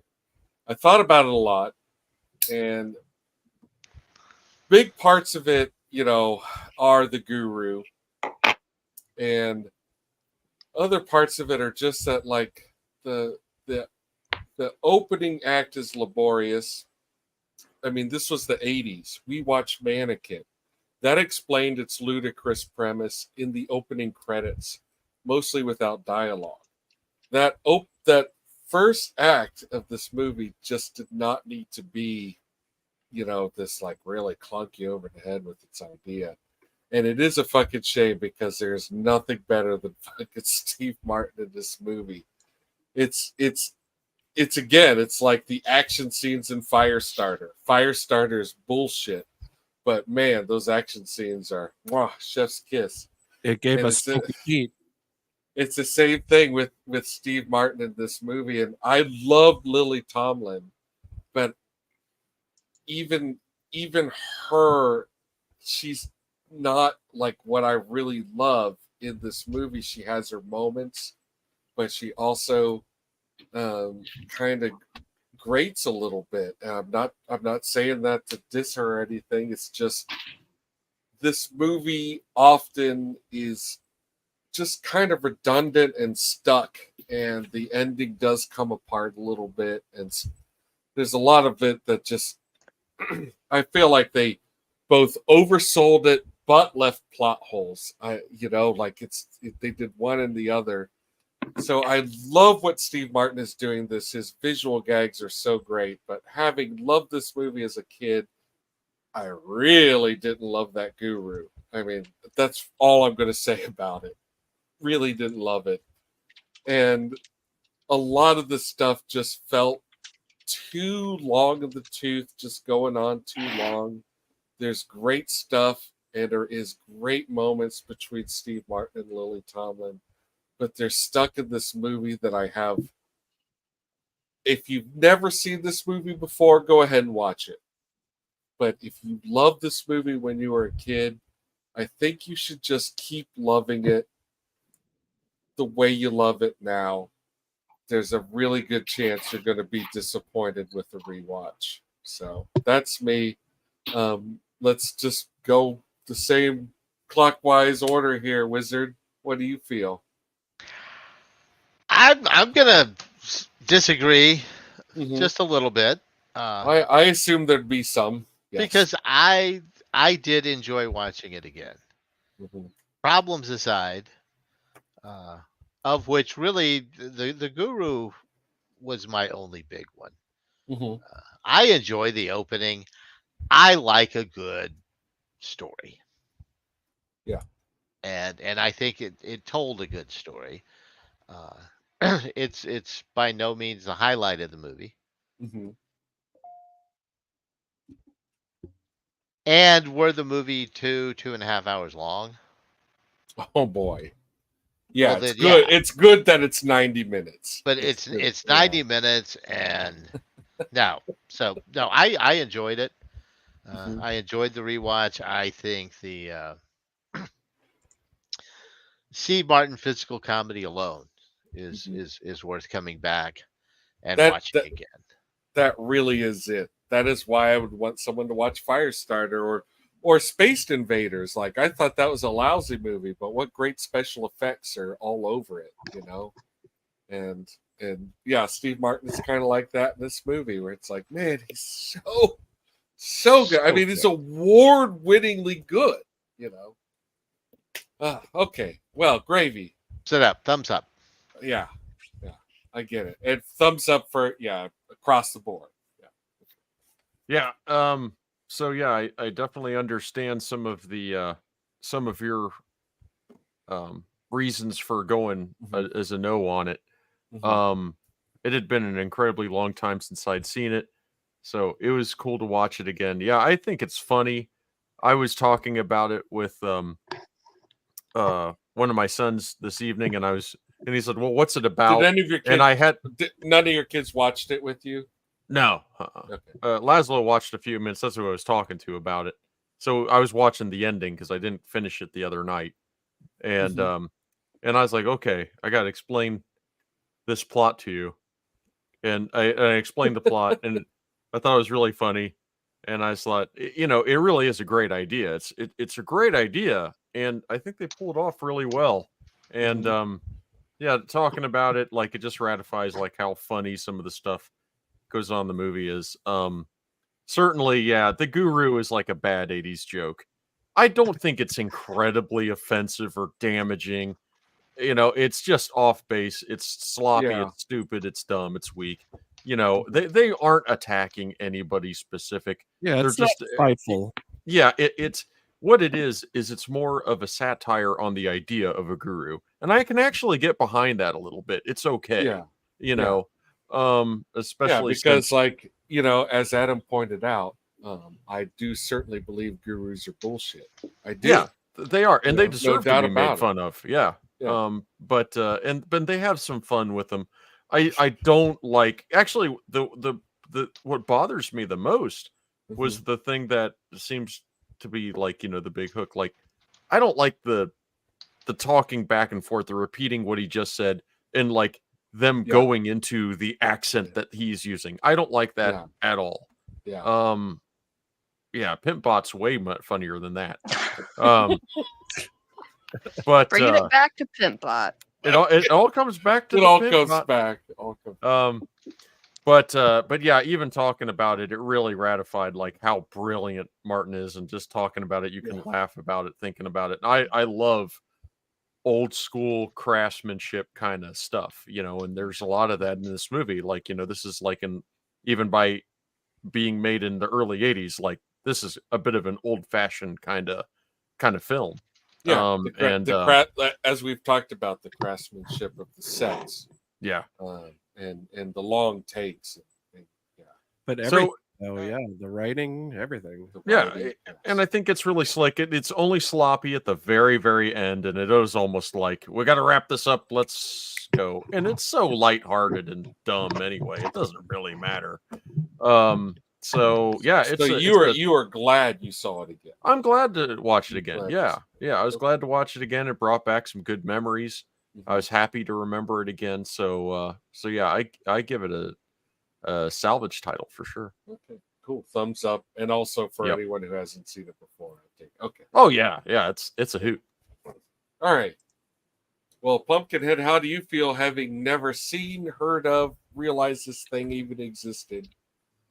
I'm also going to give it a thumbs up. I feel that, you know, despite its kind of representational issues that are of its time, I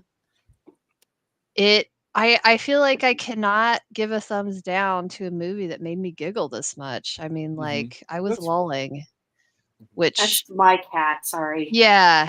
Oh, yeah. Cat thinks it's funny too. Yeah. So yeah, found it really enjoyable to watch. I feel like, you know, Jeff, I'm not, I don't feel like your points are arguable. Like, I think they're good points. And if, you know, that's what it comes down to you, then I think that's totally valid. Yeah. Not offended by people disagreeing, not at all. Yeah. The only other thing I'll say is that at one point the boss lawyer is talking about how, like, he has all these mistresses and cheats on his wife because he is making these women happy, and he's doing it to spread joy out of the kindness of his heart. And I didn't quite get my joke in edgewise that he's a philanthropist. A philanthropist. Therapist. I'll be here all week. Good night. Yeah. Thumbs up. Nicely done. Oh, Hacker Man is in Jethro's seat. What's good? Oh, it is Jethro. Well, okay. Lawnmower mean, Man. Yeah.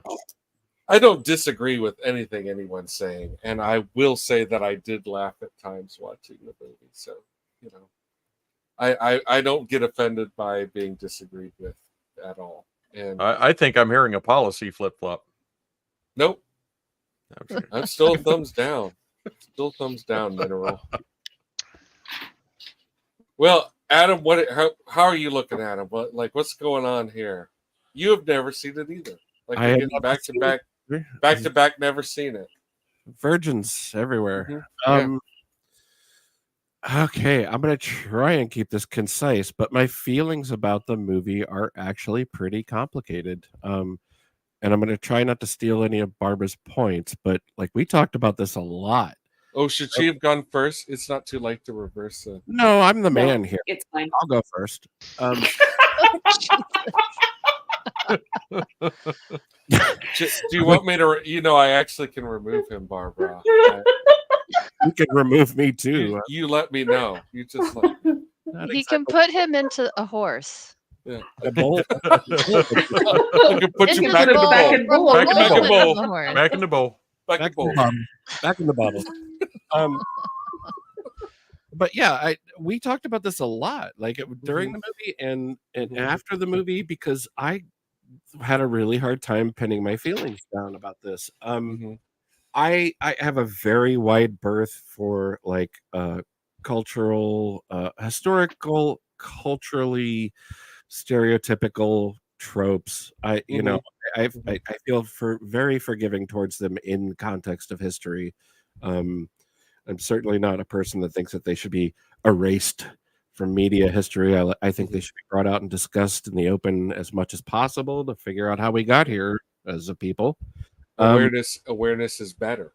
Yeah, and I'm a big proponent of representation does not equal I forgot my own word. Showing something doesn't mean that you're approving of it necessarily. Right. So No. context means Correct. everything, and it's a loss sometimes. And it's a difficult thing to articulate. Yeah, I'm clearly struggling here. No. I just mean in general. Like, I saw a print of Cannibal Holocaust once, and the people who put the print out had a little preamble before the movie, which was just essentially expressing like how horrendous and kind of like a trigger warning. Yeah, it was not just a trigger warning. It was more of an explanation why you would preserve such a thing. Yeah, I think these things are important. So the film, I agree very much with what Wizard and Gravy said, and Pumpkinhead too. I was amazed at the craftsmanship in this movie, and it made me wonder after watching it, how would I feel differently if this was a 1930s movie? Because it harkens back to that style and that classic Hollywood machine sort of screwball comedy, kind of like madcap, there's those kind of adjectives. And I think I am personally prejudiced. Like I would much rather see William Powell in this part, as fantastic as Steve Martin is. And thank God it didn't go to Chevy Chase. Yes, no. Oh, that would be Modern Problems. Because that name was thrown out. Oh no. Before he was attached, yes. No. And I respect Chevy Chase for his good work. But no. Yeah. But no, that would not have been all. No.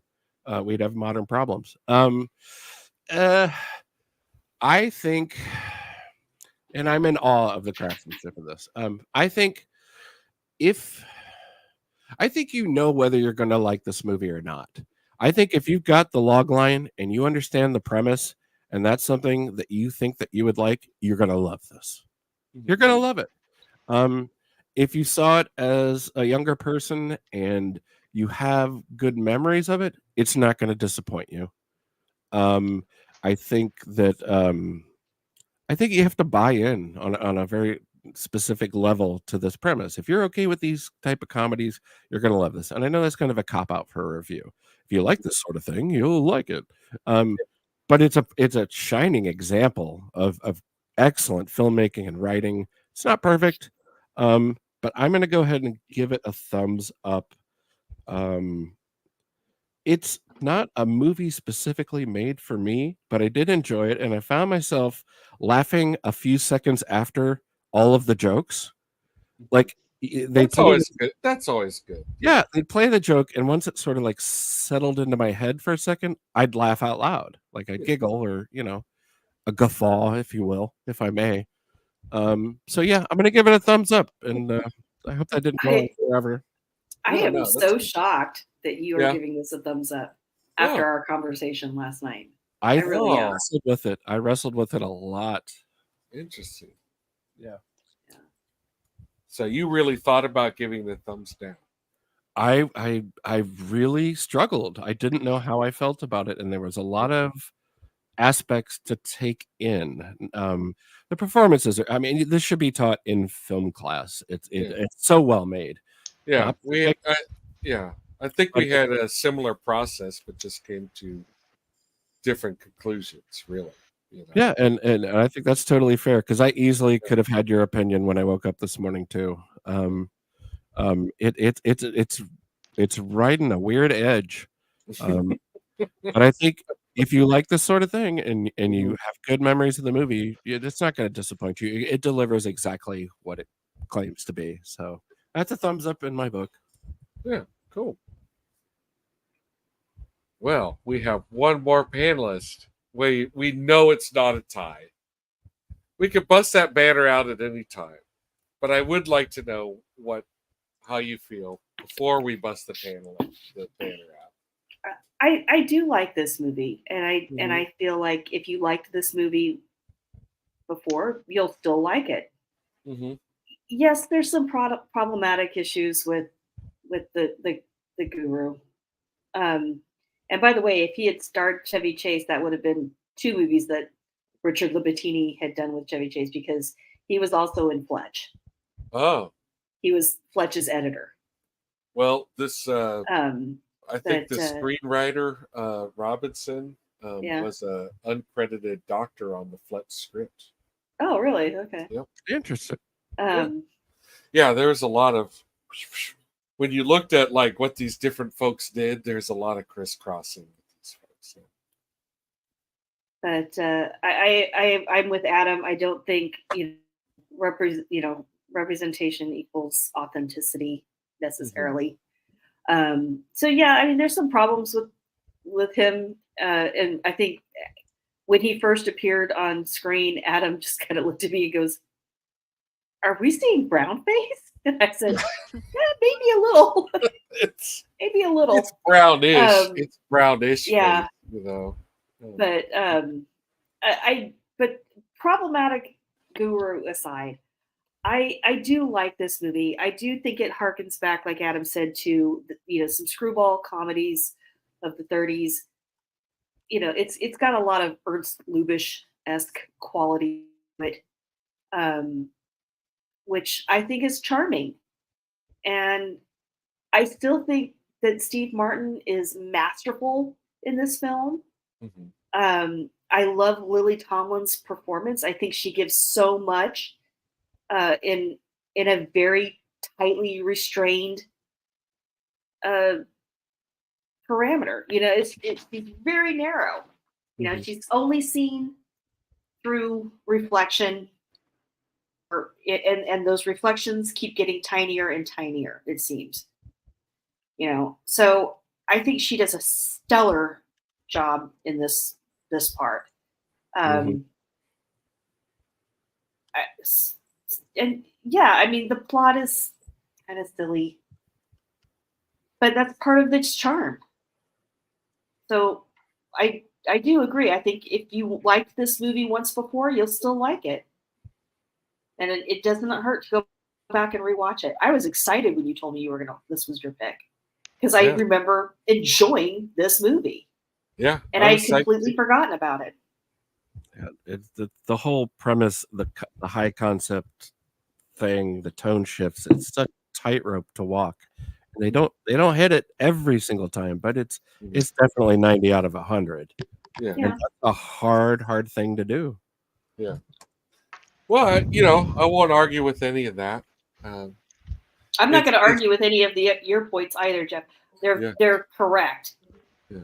I just, we're on two sides of the same coin here. Yeah, I really do have a tendency of giving stuff thumbs up. It is kind of funny being like the one thumbs down, but hey, from now on we could say it has happened, because I really do have a tendency to give stuff a thumbs up. It's true. It's true. You are a very positive fellow. Yeah. Yeah, except for today. I'll agree with that. I'll agree with that statement. Yeah, you're the old sandbag. Just it's different. This one hit different. It hit different. Maybe someday it'll hit different again. But I don't disagree with your point at all on this. No, I don't either.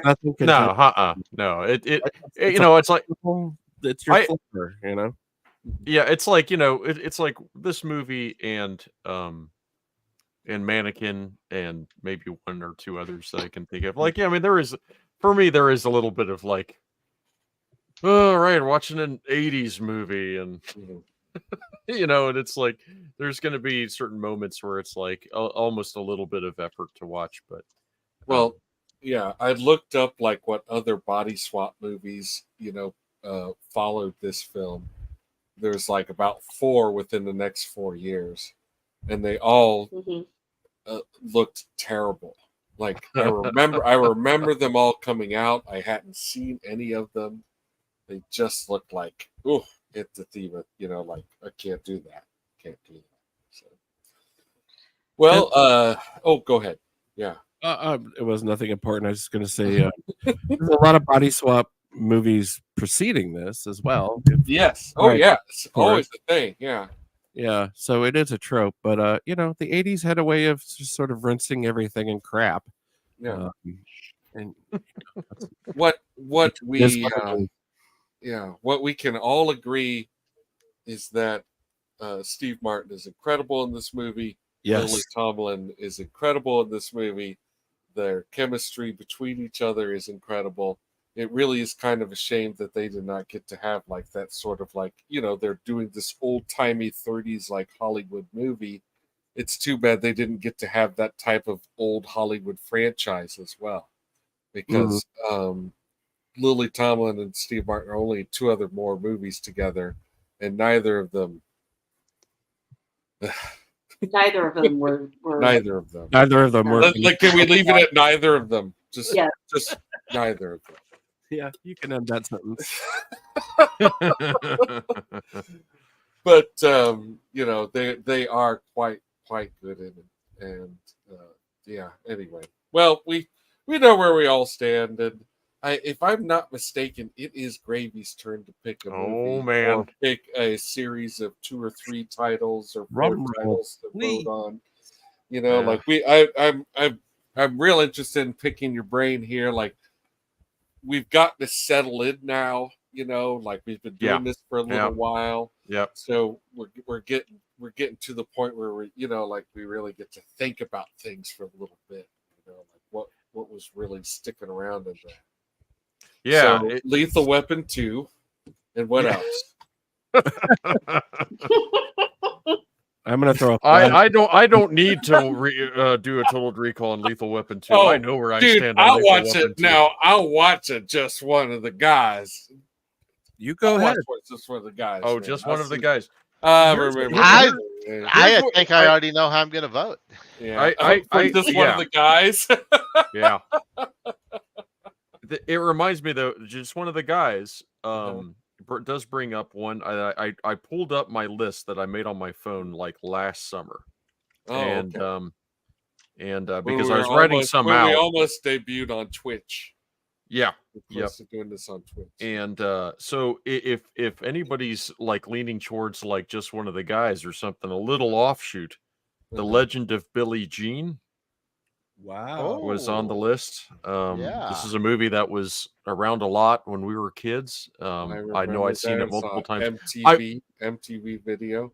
Yeah. So is this part one of your, like, is this your first option? No. That was just like a weird outlier. Yeah, that I didn't even really like that movie when I was a kid anyway. Dude, come on. I mean, I kind of did, but it was cool. You put it in the stratosphere. It's in the lattice of coincidence. But let's get to your list. Yeah. Okay. Quit So jerking our chain, Jeremy. Well, daggone. All right. I think so I've got Dreamscape damn near the top of my list. What? Yeah. Oh my God. I got Dreamscape pretty much Max there. von Sydow. Because we watched the crap out of that movie. We loved that movie. I loved that movie, and I haven't seen it since we watched it when it was on cable or whatever. My mental reflex is broken already. Very early in PG-13. Another one that we watched a lot, and I haven't seen since those times, that we loved greatly was the Young Sherlock Holmes Chronicles. Is that a show or the movie? It's a movie. It's a movie. Young Sherlock. It's not called Young Sherlock Holmes Chronicles. It's just called Young Sherlock Holmes. Yeah. And it's an Amblin Entertainment. Has early CGI. It's directed by Christopher Columbus. Yeah. Okay. It is. I like that. Is another great choice. Great choice. Okay. And again, another movie that was like not a big success financially, so it wound up on cable a lot. I've got a huge list, but those are like the two at the very top. Now I can list a couple more. Let's do two more. Let's do two more. What do you guys think? How's everyone feeling? I already know what I want. So give us another. All right. Now just give us one more. Just give us one more. Yeah, I'm not going to bring up the Snake movie because Barbara already said that was a no-go. There's a snake. There's a snake in Dreamscape. Barbara's gonna be on a trip on Thanksgiving, guys. So we'll watch. That's right.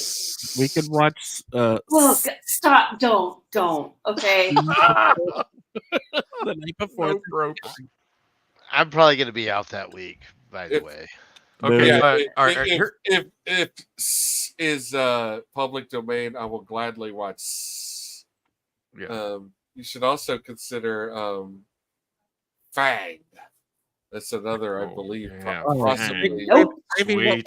Yeah, save that week for. Save that for Thanksgiving week. All right, here's one more. Here's one more. One more gravy. Here's one more because these three films really are kind of a triptych. Now, this one's kind of last on my list because it's not as vague for me. I feel like I saw it a little bit more recently than the other two. And I know it's good. I actually know this movie's good. But Something Wicked This Way Comes. I have not seen in a really, really, really long time. I haven't seen that since I was a kid. And all but Jesus out of it. Yes, and I think I like all three of these movies, and I'm really dying to see any single one of them. I'll be surprised if I don't like Something Wicked This Way Comes. That's kind of how I feel as well. I'd be surprised if I didn't really like that movie we were watching it. That's a really good suggestion, actually. Yeah. Those three great films. Cheers. Cheers. All right, you guys pick because I'm happy with any of them. Okay, I'm just gonna say no, thank you to Young Sherlock Holmes, and I'm happy with the other two. Okay, well, we'll pick one. You gotta pick one. Pick one. Oh my God. Pick one. Man, my heart says.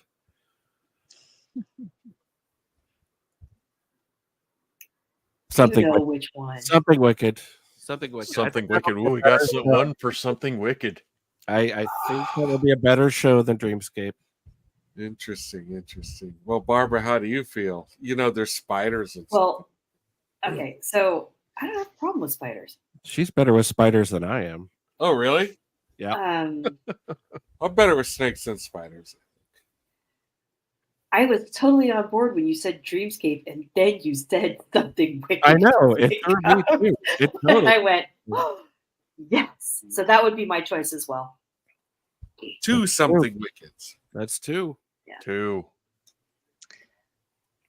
Well, I'm gonna I've actually watched Something Wicked somewhat recently, so I'm gonna cast my vote for Dreamscape. I would be happy Alright. with any of the options though. These are great picks, God. That's Jeremy. fair. That's totally fair. Because that I was gonna pick Dreamscape too. Not Oh, the tie! I rewatched Dreamscape 10 years ago, Mm-hmm. and that's just way too long. So, Dreamscape. It is Dreamscape. Snap. It is Dreamscape. Yeah. Dreamscape it is, well, folks. do we have anyone It in the is. audience who wants to vote? Just real quick, like Yeah, y'all could sway Yeah. this. Yeah, so we you need can to still see. throw some chaos in there. Throw the comments out, folks. And if you put it in the super chat, your vote counts twice. Those So- were great. Those were great choices, and I actually years ago, not too terribly long ago, but I did see a print of young Sherlock Holmes, and it I do remember seeing that movie, and Yeah. I was like, oh, okay, yeah, I could probably Yeah. watch that again. That'd be fun. And then you I've mentioned never seen it. I am not a fan of Sherlock Holmes or children, you so are. that's a double negative. well, see, that's the thing is that it really it is not like a Sherlock Holmes movie. It is like Junior Indiana Jones. We have a chatter voting for Dreams. We have a chat. Oh, vote for man! Dreamscape. Well, there you go.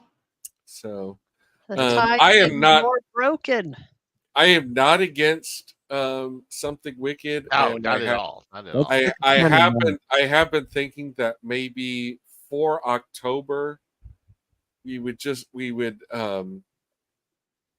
do everyone picks a horror film. Yeah, let's do it. And that's what we vote on. Monsters count also, even if it's not horror? Monsters. Okay. Yes. All right. Monsters count. So we all Love just pick a monster horror movies. movie, and like 2. the 6 horror films that we all have will determine both episodes in October. And then we can go back to our normal shooting schedule. Okay. Hell yeah. But I'm just getting a little ahead of ourselves. But I am throwing that out there for if, maybe we could have that in the running. I don't know about you, but I watched the shit out of Critters. I watched the shit out of Trolls. Love Critters. Trolls on my list. Yeah, Trolls on the list. With Sonny Bono. What? He turns into a cucumber. He's in that movie? He turns into a cucumber. Oh my god. A giant cucumber. Well, now I have to see it. All right. Dreamscape has Neil Patrick, or no, what's his name? The guy from Neil Patrick. I fucked up. Hey, I caught it. I caught it in the middle. Yeah, Doogie Howser. No, it's the guy from the Warriors. He's a baby. Warriors come out to play. Oh, Michael Patrick Kelly. Michael Patrick Kelly is a bad guy in Dreamscape. It also has Max von Sydow, Dennis Quaid, and I'm not unhappy with this at all. We should definitely come back to Something Wicked, but yeah. Christopher Plummer. Yeah, it has some. Well, if you watch Dagon in your childhood, I'm jealous. Dude gets his face. Dagon. Dude gets his face pulled off in that movie, man. It's rad. Oh yeah, yeah. It's rad. I have seen a print That's of it. Stuart too. Gordon, right? Yeah, I have Stuart seen Gordon. a print of it. I've seen a print of it in the theater. Yeah. Oh, what were we saying? You were talking about Dreamscape. Yeah, Dreamscape, Neil Patrick Harrison. Yeah. Classic old school special effects pre-CGI. I think we're gonna have fun. Yeah, let's do it. Yeah, good times. Yeah, I can't wait. I've been wanting to watch Dreamscape for a long time. Well, Like it has been so long since I've seen Dreamscape that it's going to be like watching it again for the first time. That's Yeah. how it's going to be for me. Right. Well, that's what I was going to ask is how long has it been? The original, since you've seen it, 84? like, and what do you remember about it? Like the original what HBO sticks in your showing. head? Yeah, it's an HBO movie. I haven't looked it up yet, but I assume this is maybe a movie that lost some money, and that's why it was on HBO so often. The Gate is awesome. Oh my God, yeah, I know how I'd vote on The Gate. Yeah, I do too. Actually, The Gate. The Gate. It actually has children in it, but I like this movie. Yeah, there's actually like a gate to hell that opens in this house. There's one or two kids that are there to deal with it. Oh wow! Some amazing stop motion and cool effects in that movie. I've never seen this movie. I would love to watch this. The practice that is a great pick, Mr. Captain Obvious.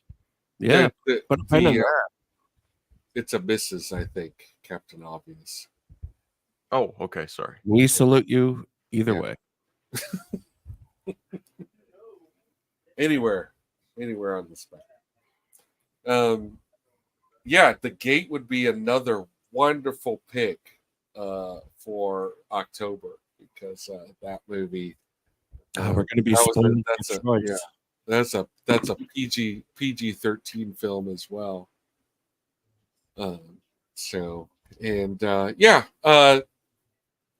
I would like to, before we go, does anyone else want to say anything about what they feel about Dreamscape going into it? Pumpkin, have you ever seen or heard of this movie? Yes, we watched it together in our living room. Yeah. Okay. And I feel like I don't remember my exact reaction. I have this sense that I felt like it was a little long, but I had fun with it. So I definitely want to go back and verify that reaction. Yeah, there might be some Scanner-esque dryness to it, I have a very hot and cold relationship with Dennis Quaid, and he knows this. I'm not talking crap behind his back. There are some things that I actually just absolutely love him in. One of which is Breaking Away, which is one of my favorite films of all time. But there are things that he's just not suited for, so that will be fun to watch. I thought he was so cute. He still is. He's not. Yeah, he's still a handsome guy. What do you guys think of Altered States? I love it. I love that movie. Yeah. I haven't seen it since we saw it at a marathon, and we've seen a print. Yes, I'd love to see that in the theater. I haven't seen it. And I can't remember how long. I think it's my favorite William Hurt movie. Oh yeah, you're right. We're talking about William Hurt instead of this is great. Well, anyway, is that why you brought that up? It is. I was wondering where you were going with that. It is. What do you guys think of Waterworld? Best movie ever made. I have never seen Waterworld. Never seen Oh, Waterworld? dude! Oh my god! Uzis and jet skis.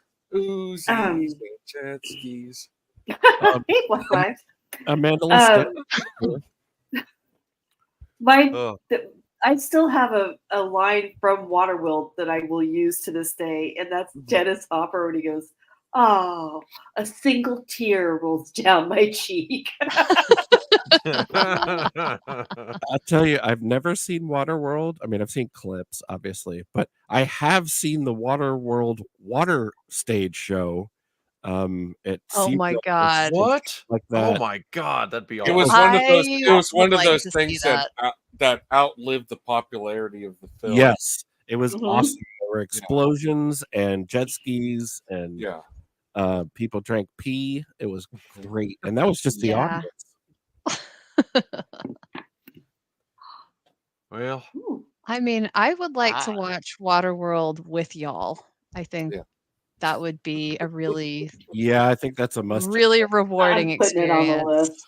That's a must attend for the group watch. I don't know if that qualifies for October. I don't know if it qualifies, but I'm putting it on the list. It's timeless. Yeah. Well, I think I've got my October pick. I think. Yeah. Well, we've got we've got some stuff coming up also in the world of Total Recall that's pretty exciting. 2 weeks from today, when we will be doing our show about Dreamscape, the Wizard will be literally sitting next to me. Literally sitting next to me. What kind of sorcery is this?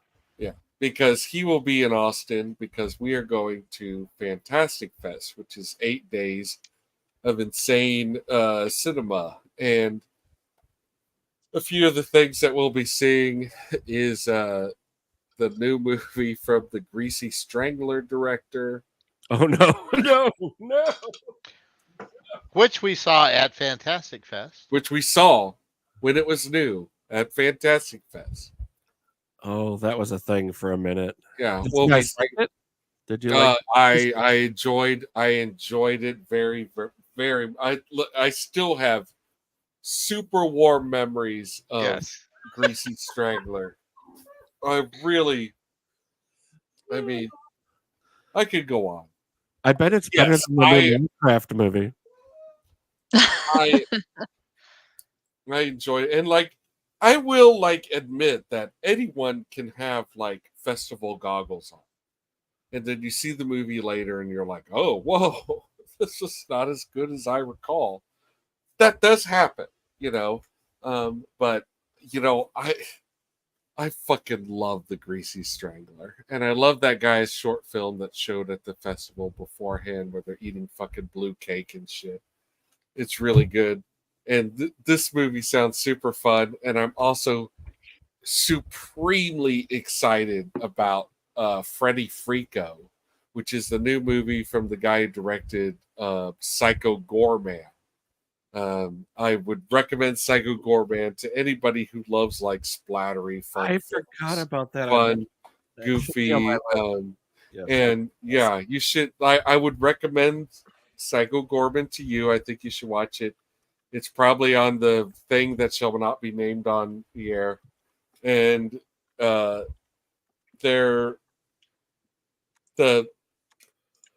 Freddy Freako looks like kind of a combination of the Garbage Pail Kids movie and Gremlins, or Weird Science. It really just screams 80s presence and puppets. And there's a lot of puppets. I am all for puppets. You know this. Oh yeah. Is there sexual tension with the puppets? It seems inevitable. Hey, good night. There are everybody. puppets, I'm and it's leaving. at Fantastic Fest. Yeah. Good night, baby. Yeah. Well, hey, I really want to thank you for selecting those 3 movies. Those are all, good selection. In my opinion, super exciting titles, and I would be happy to see them again later on. But thank you for picking Dreamscape, because Dreamscape's going to be I'm excited to talk about Dreamscape. Oh, me too. Yeah, I can't wait to see it again. All right. Good night, guys. Good night, Papa Gravy. Bye. Good night. Good night. But yeah, we'll have some pre-recorded reporting, and that's going to be fun. All right. And yeah. On that note. Yeah. I guess we'll go ahead and close things out. Wait, we're closing out a little early. We've been on a roll. Yeah, look, it's 2:20. It feels like forever. No, I'm kidding. I know. We'll go very quick. It's really great. Go with it, y'all. It's really great. For some of us, it's a school night. All right. Well, yeah. I'm just ready to get out of my chair. Yeah. Thank you for joining us, everyone. Black Lives, we look forward to hearing what you have to say. Thank Yeah. you. Oh God, Thank what a tease. Yeah. Right? Thank you, Captain Obvious, for all of the great commentary and memories. And I don't think that we have common people with us right now, but we do really appreciate you popping in, and Jen and Rob and so many more of our friends who I might be forgetting because I'm scrolling through and okay. Yes. All right, we're Thanks, good. everybody. We're good. Don't forget the We like love you. button and leave a comment on the replay. It helps Yeah. the algorithm. Yes, Helps and reach. Please help the more. algorithm. Yes. yeah. God help And the algorithm. I feel the like it's algorithm getting needs better. your help. I feel like it's getting there. But yes, thank you again, and we will be on Rumble next time. I'm just still learning the Rumble, so I'm getting there. All right, It's a little different, but we'll see you on. It's a little different, but we'll see you on Rumble next time. Dreamscape, love y'all. Good night. Tap, tap, Night. y'all. Good Yes. night. Tap. And like and subscribe. Please.